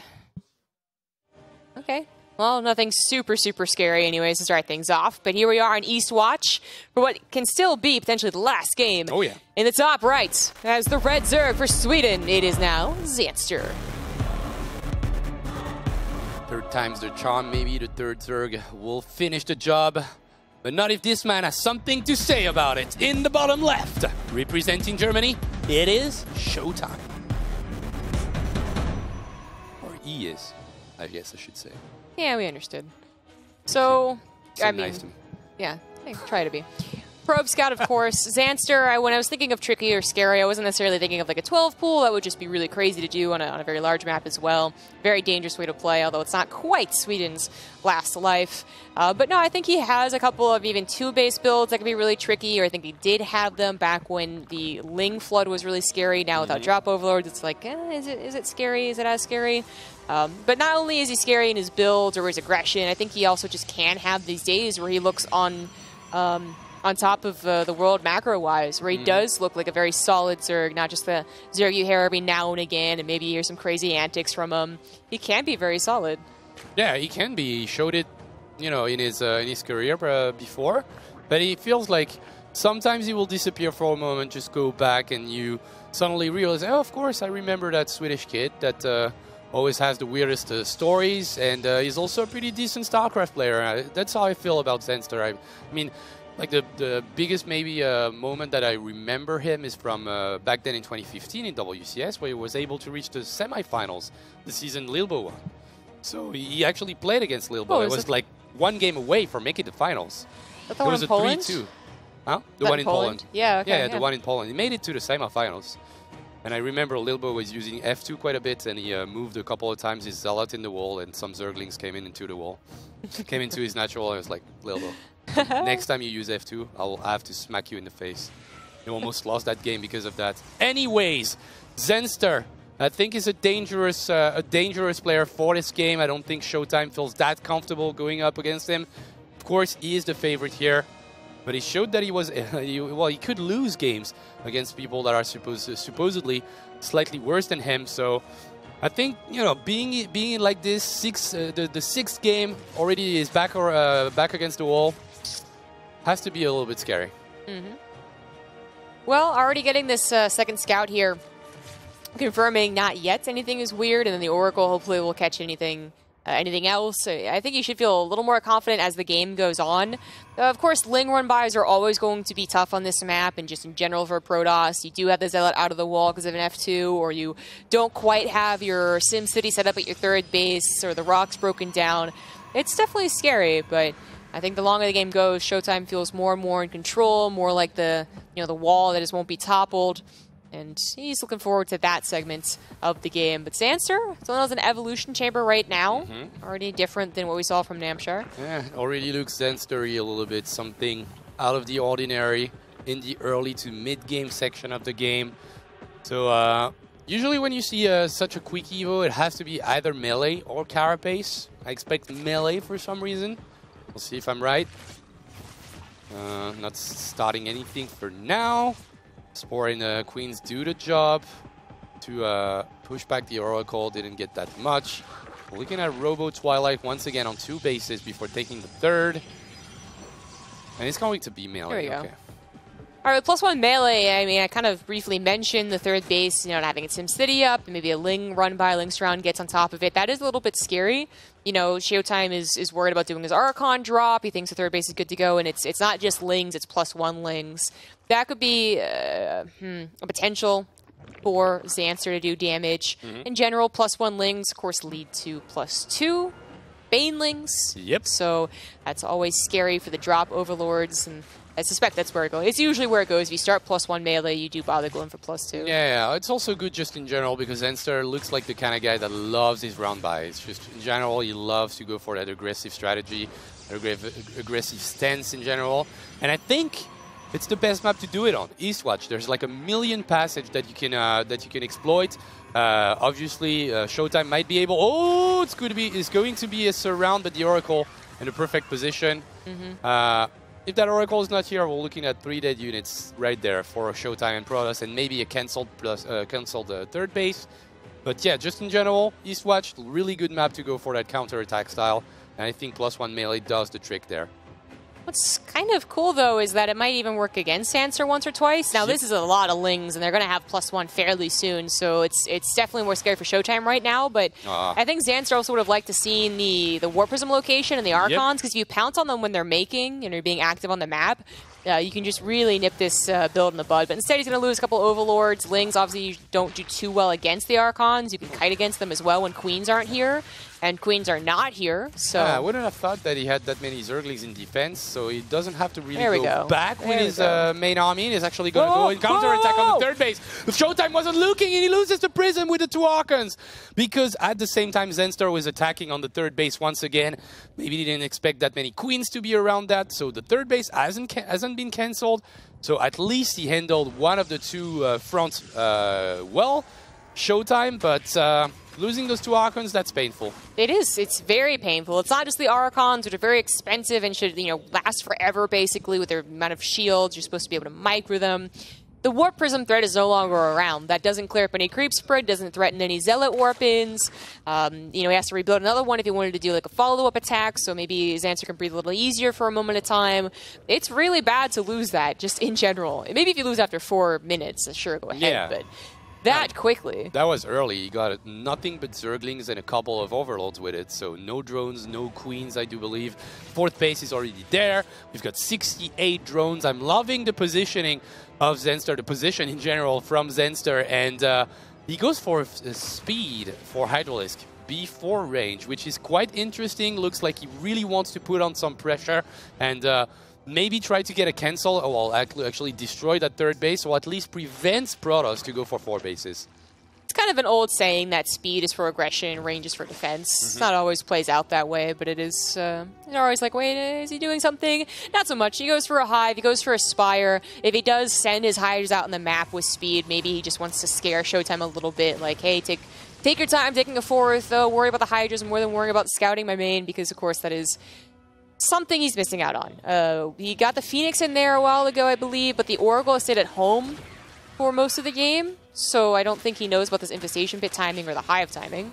Yeah, I love what Xanster is doing. I mean, it looks like he's doing everything at the same time, which is like double upgrades. He's got Centrifugal Hooks that just finished, Hive, invested in a Spire as well, now build some Banelings. So obviously he's trying to do a lot of things at the same time, but after punishing the Archon drop, obviously there's not that much that Showtime can do. And now he loses to Phoenix, so he didn't get the scout, right? He didn't go to the main saw base. the Infestation Pit. Oh, he saw the Infestation So, I mean, that should be good enough. It also might have been when his Archons were dying, so he didn't click on them, but we'll see. The thing is, you can't just scout a Hive and immediately go up to a bunch of Stargates. You know, like you're kind of risking losing out to a maxed out Hydra army, if that's also what they're doing. And there are a lot of Hydras, it's not so much. Like, he's also investing so much gas into all of these upgrades still. Adrenal Glands, +3 melee, Carapace. I think without that, you could have a max Hydra army really battering down your door, but definitely not so much in this case. So Showtime should start worrying seriously about getting to Stargate. He still has a massive army, though, like considering he's invested on so many upgrades. But let's see about a counterattack. We're looking at +2 Zerglings and a Queen, so for now he defends it without too much effort. As he positions his army next to the 4th base, he destroyed the rocks, so now he will have the opportunity to have Zerglings, Hydralisk, and Banelings coming from every single front. Trying to go for a run by once again. Oh, the Adepts. Oh, it is in position. Oh, I thought it was out of position. Woo. Shield Battery. Yeah, also Shield Battery is pretty good.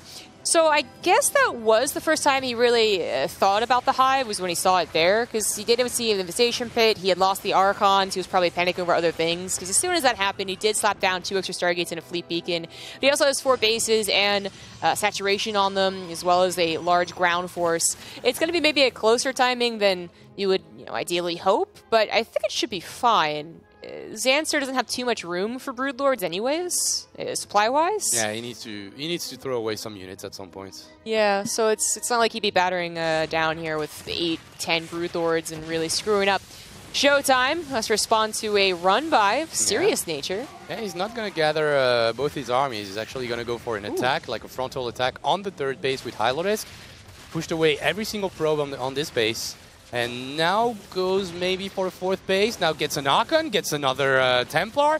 Gonna get 2 Archons with nothing but, random Hydralisk on that 3rd base. It's really good for Xanster that now has the opportunity to go for either the 4th base or the natural. And that's what he's gonna go for. I thought I was hoping you would go for the surround, but as the Lings enter into the main base, I guess this works out as well. These are very strong Lings. They're about to have +3 melee. Pylons could be a really easy target to take down, although they're filtering through and killing a gateway and a cannon. This is giving Showtime a lot more time to respond. Now he knows that carriers are here. That's true. And he did throw away a lot of units right there, so he's able to build 5 Broodlords. I think he could have done way much with this aggression. Like he did just let them filter in. Maybe he clicked on half of them on that gateway, but he got a gateway and 2 probes. I thought he was going to get the Stargate or something, but. It did let him have that supply for Broodlords, but he saw carriers. He sees carriers now. Yeah, he's getting Storm on those Zerglings. So now what do you do when you're Xanster? Well, you run by some Banelings with +3 attack. and you get 13 probes for free, almost for free, I guess I should say. 38 more Zerglings, so we're looking at a massively Hydra, Ling-centric army with some Broodlords to just put some pressure from afar. I like it, but when there's going to be 4 carriers, I think there's only 2 at the moment. It's going to be a different ball game, and we'll need some reliable anti-air, so that's why he goes back to +2 attack. Ooh, those Templars, they will all fully exposed. Showtime was struggling to get anything else here. He replaced 10, 12 probes, something like that, and that's a lot of minerals when you think about it all coming out at once. So the third carrier is finally on the way. He did not have the Graviton catapults, and it's a little scary here. There's a lot of Broodlords this time. That supply was not just being thrown away, perhaps, for not as many probe kills as you wanted, but it was being thrown away to leave a lot of supply for a lot of Broodlords, and these carriers just wouldn't take them down maybe as quickly as Showtime was hoping for, but Zanster not willing to push in. Yeah, it's interesting. I don't really know why he's not attacking right there with those Broodlords. I mean, he has the opportunity. He knows that there is carriers, but he knows there's going to be more if he waits more, and that's what he's doing right now. So he's setting up for a flank, but I do believe that those Broodlords, they could be hitting that base for a couple of seconds already. Yeah, that counterattack. Well, finally the Banelings will connect to Archons, and a lot of Zealots, they will blow up instantly as the army is marching on the right side, and he's got a lot of Queens as well for transfuses. 3 more carriers. No, 1 more carrier pops out. 2 are still a long ways away. He did not get +1 attack either for these carriers. These Broodlords are going to last quite some time, even if they do eventually fall. Which, I mean, they just might, but they're going to take on a very important 4th base. Zanster has a lot of banks. Showtime does not. Yeah, if he kills that 4th base, then suddenly it's not a good spot at all for Showtime, who will be starving out for minerals and gas at the same time. As you mentioned, Zanster does have a pretty massive bank, 1,800 and 2K gas for Zanster and Sweden. We just to remind you guys, Showtime, he needs to win, or else it's going to be the loser's side for Germany. It's quite a tough game. Showtime has got an amazing army and a massive army supply, but it's also Zanster that's pushing out the creep. He does have spores right there. It's got a massive amount of Hydralisk as well to defend against those carriers. What a close game, though. Yeah, it is. The 4th base going down without a 5th already on the way is really quite painful, but he was just desperate for money to even build the carriers. These Zealots, unfortunately, were seen by Overlord, so that could have been excellent.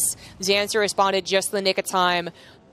But maybe this is still okay for Showtime. I mean, as long as your army doesn't die, you'll have time to get another economy, but his army is dying a little bit as Templars on the front line get taken out, but they do storm quite a bit. Yeah, they did storm quite well, but we also have a lot of transfuses that were available, so now the Broodlords are back at full HP. I think the only thing that's missing is a little bit more anti-air, maybe a little bit more Hydralisk or Corruptors, but considering like the amazing upgrades that we will have for Hydralisk, I think it's the best take, the best opportunity for Zanster, that will now use the fact that the army is on the north side to go and attack on the natural, gets maybe a couple of interceptors, and also needs to pull back to the creep, because those Queens, they will have a lot of trouble dodging anything if they're not on creep. Showtime is barely keeping up to his 180 supply. He does have storms in that army, and now his 4th base is back down and ready to go. Loses Cybernex Core.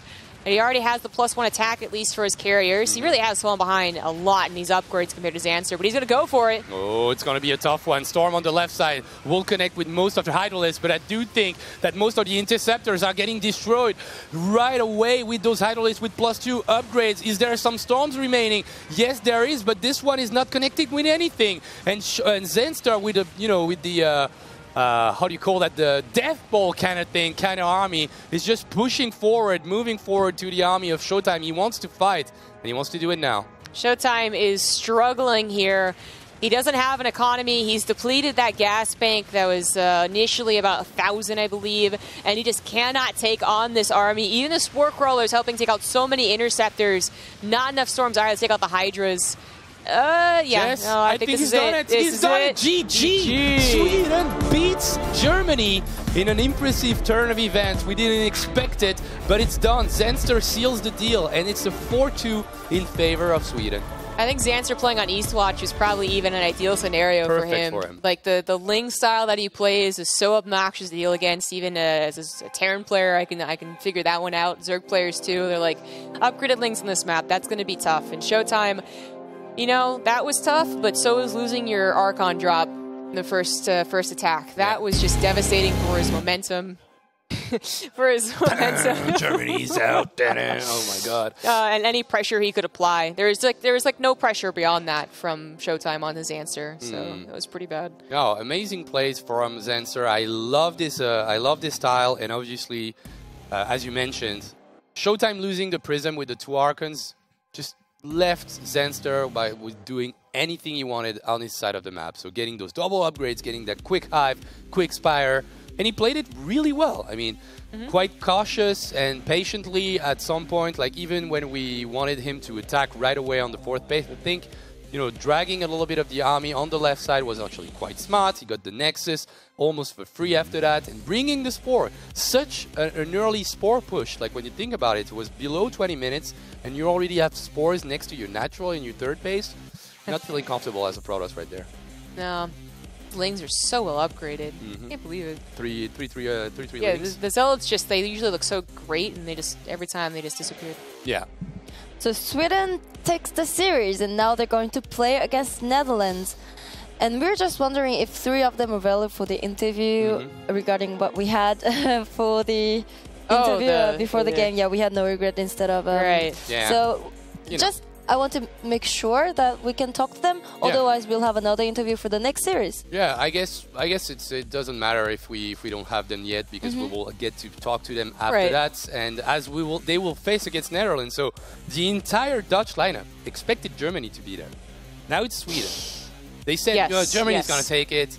We all said that Germany would take it. Everyone. As Sweden kept winning games, even the chat kept voting for Germany. Yeah. They just didn't believe in Zenster, in Anton. Well, I feel like sort of just got so much more momentum to start things off than expected. TLO is always kind of okay, maybe that one, but then also taking out Hero Marine like he did. Yeah. They worked really well together as a team, which, you know, you always hoped for a nation war. To me, it was like really the defining moment of that best of 7. Like losing this game, considering how close it was, losing Hero Marine right after losing TLO like this. I think that must have hurt, and we've seen it. We've seen it. Showtime was just not able today, at least, to take 4 games straight against Zerg. Yeah, it's quite an upset here, but it's not over yet for Germany, because tomorrow we're gonna play the lower bracket. And how do you feel, Jess? USA, Germany tomorrow. Now I have to hate Kevin, our observer. I hated the other Kevin, the now caster. You hate the other one. Germany versus USA tomorrow. I do think we've got the interview, guys. Is that right? Yeah, and we have 3 of them, hopefully. Wow. Hello, guys. Congratulations for your victory. The cute couple they are. Yeah, I love it. So Zenster, how do you feel about this last game? It was a really crazy late game, and tell us how you feel right now. It went pretty smoothly after you lost the Warp Prism. I felt like I really liked that map Get this one. for late game CVP. So yeah, it's just a decent game. Just a decent game. I think you played just a decent game. I think you played amazing, man. It was cool. It was a really fun game to watch, but I guess I get your point. Like you weren't pressured really in that game, were you? You just kind of did your thing. Yeah, like I was free to drone up super heavily without worrying too much. So yeah, totally. It was just like very comfortable. And in any, well, like for instance, it was on Eastwatch. So would you go for that same style every time, like for those Ling run bys, heavy melee upgrades to start things off? Is that something that you do often, or was it just on the moment? It's one of the ways that I play macro, and obviously on Eastwatch it's very nice because you have so many paths and it's a very big map. So I just kind of went for it. Okay. Sort of. Okay, you had some great games. You know, versus TLO was great. That's all well and good. Versus Hero Marine, that was very cool. Actually, I have a bunch of questions about that. But my number one question to you is, what were you thinking when that War Prism wouldn't die? When it was powering everything and Showtime actually held? I actually rewatched the replay afterwards, and I missed Michael quite a bit, I think. I think even with the War Prism not dying that fast, I was still okay if I just targeted the pylons with the roaches and didn't let the Robo finish the second Immortal. I think when the second Immortal finished, really when the hold was complete for him. Yeah. I think if Roddy was here, he would like to ask you a question. Also, something we were wondering during the game is that why did you go for the Nidus on the natural instead of the main base. It looked like you didn't have that much room to maneuver around in the natural. So obviously you unpowered the Robo, which is kind of nice. But it also looked that your army was so clumped up that you can do anything you wanted. So why didn't you go for the main base, Nidus? The main reason is that you really need to get to the Robo. Like, it's nice to get into the main, you get into the mineral line right away, but they don't just really pull the probes away and wait for more immortals. And since you don't have roach speed or anything on the way, you're very like, it's a very strong, sharp timing you have to hit, and you have to cripple them right away. Okay. I think so. You just really have to go for the production right away. Okay. Sounds good. And Namshar, of course, you took out Showtime at least once. I mean, is this like record against Showtime always on your mind, or you're like, no, I take games all the time. Like, guys, gotta stop bringing this up. Well, it's not on my mind, I guess. Obviously, I always want to do better and better against Showtime to kind of show everyone what I can do, but it's not something that like holds me back or anything, because I know very well that the only thing that really matters is your current form, and my form is starting to get pretty decent, I think. So I was feeling pretty confident still, even if Showtime is no easy task, obviously. But I always go into my games against him with confidence and just try to do better. So it doesn't bother me that much. I'm just trying to change it all the time. All right. Just in general, I guess it's a question to the team in general. You guys were not favorites against Germany. I think most of the people that were watching, and even us, we predicted Germany to take it. You guys just made it. I will say, in a way, you just upsetted Germany. Is that an upset in your mind, or is that just you believe that you're a better team right now? Whoever wants to start answering. Take it away, Rick. No, I don't know. I feel like we're quite well-rounded this year. We're all playing at, I would say, our highest level right now that we've ever been. Like, obviously, we're not favorites or anything, I think, but I feel like we can beat anyone. And as long as we have some decent game plans and preparation for what to do, then I think we can take any team, to be honest. Okay, and now you're going to play against Netherlands. How do you feel about this series? Captain. It's your turn, Anton. Sort of. Oh, me? Okay. I think Netherlands is probably more well-rounded, I would say, than Germany, because there's like Showtime is super strong, and then Hero Marine and Tilo are slightly below him, whereas both Harstem and Thermal are both really, really strong right now, I think.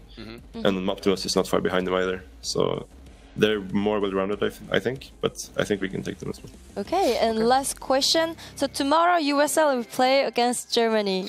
What are your predictions here, Namshar? Predictions of Germany versus USA? Yes. Oh, that's a hard one. Honestly, I think Germany has an edge there, because I feel like Showtime and Neve are quite even. And then in addition to that, Germany has Hero Marine and Tilo that can both beat practically anyone as well. So I feel like it's going to be tough for Neve. Like, I don't want to down-talk the other members of the Team USA, but I feel like Hero Marine and Tilo are kind of favored compared to the remaining team of the USA. So I feel like it's going to be kind of hard for Neve to bring that home along with his teammates. So I think Germany has a good chance, actually. Okay. Thank you for the answer. Thank you for the interview, and good luck for the next series. Thank you. Well, guys. All right. I like it. I like it. They show some confidence, and they're actually showing us that, yes, what we believed was it's a better team, a better Swedish team than the last year. And they showed it today. And they showed like super precise understanding of the matchup and the different opponents they could have had today. So I'm liking Sweden in the winners match. I really do think it's cool that we seeded that, let's say, that upset in this winners match. I love it. I do too, actually. I'm quite convinced Sweden's, like, because, you know, originally with the GSL results and just in general being an only Zerg lineup, I was really quite suspicious, but sort of looked really, really strong. Xanster played a good game off of, I guess, a good opener, but still. Yeah. And then Namshar, he looked very solid as well. Like, everyone was not just solid, they were a little bit above and beyond, so I put them, I was having a hard time against Netherlands, sure, but it's looking better than ever. Okay, so now in this group USA, we will have the winners match between Netherlands and Sweden, and you can vote from now in the Twitch chat. It's going to be NLD for Netherlands and SWE. And we'll be back after a short break for the last series of the day, and it's the winners match.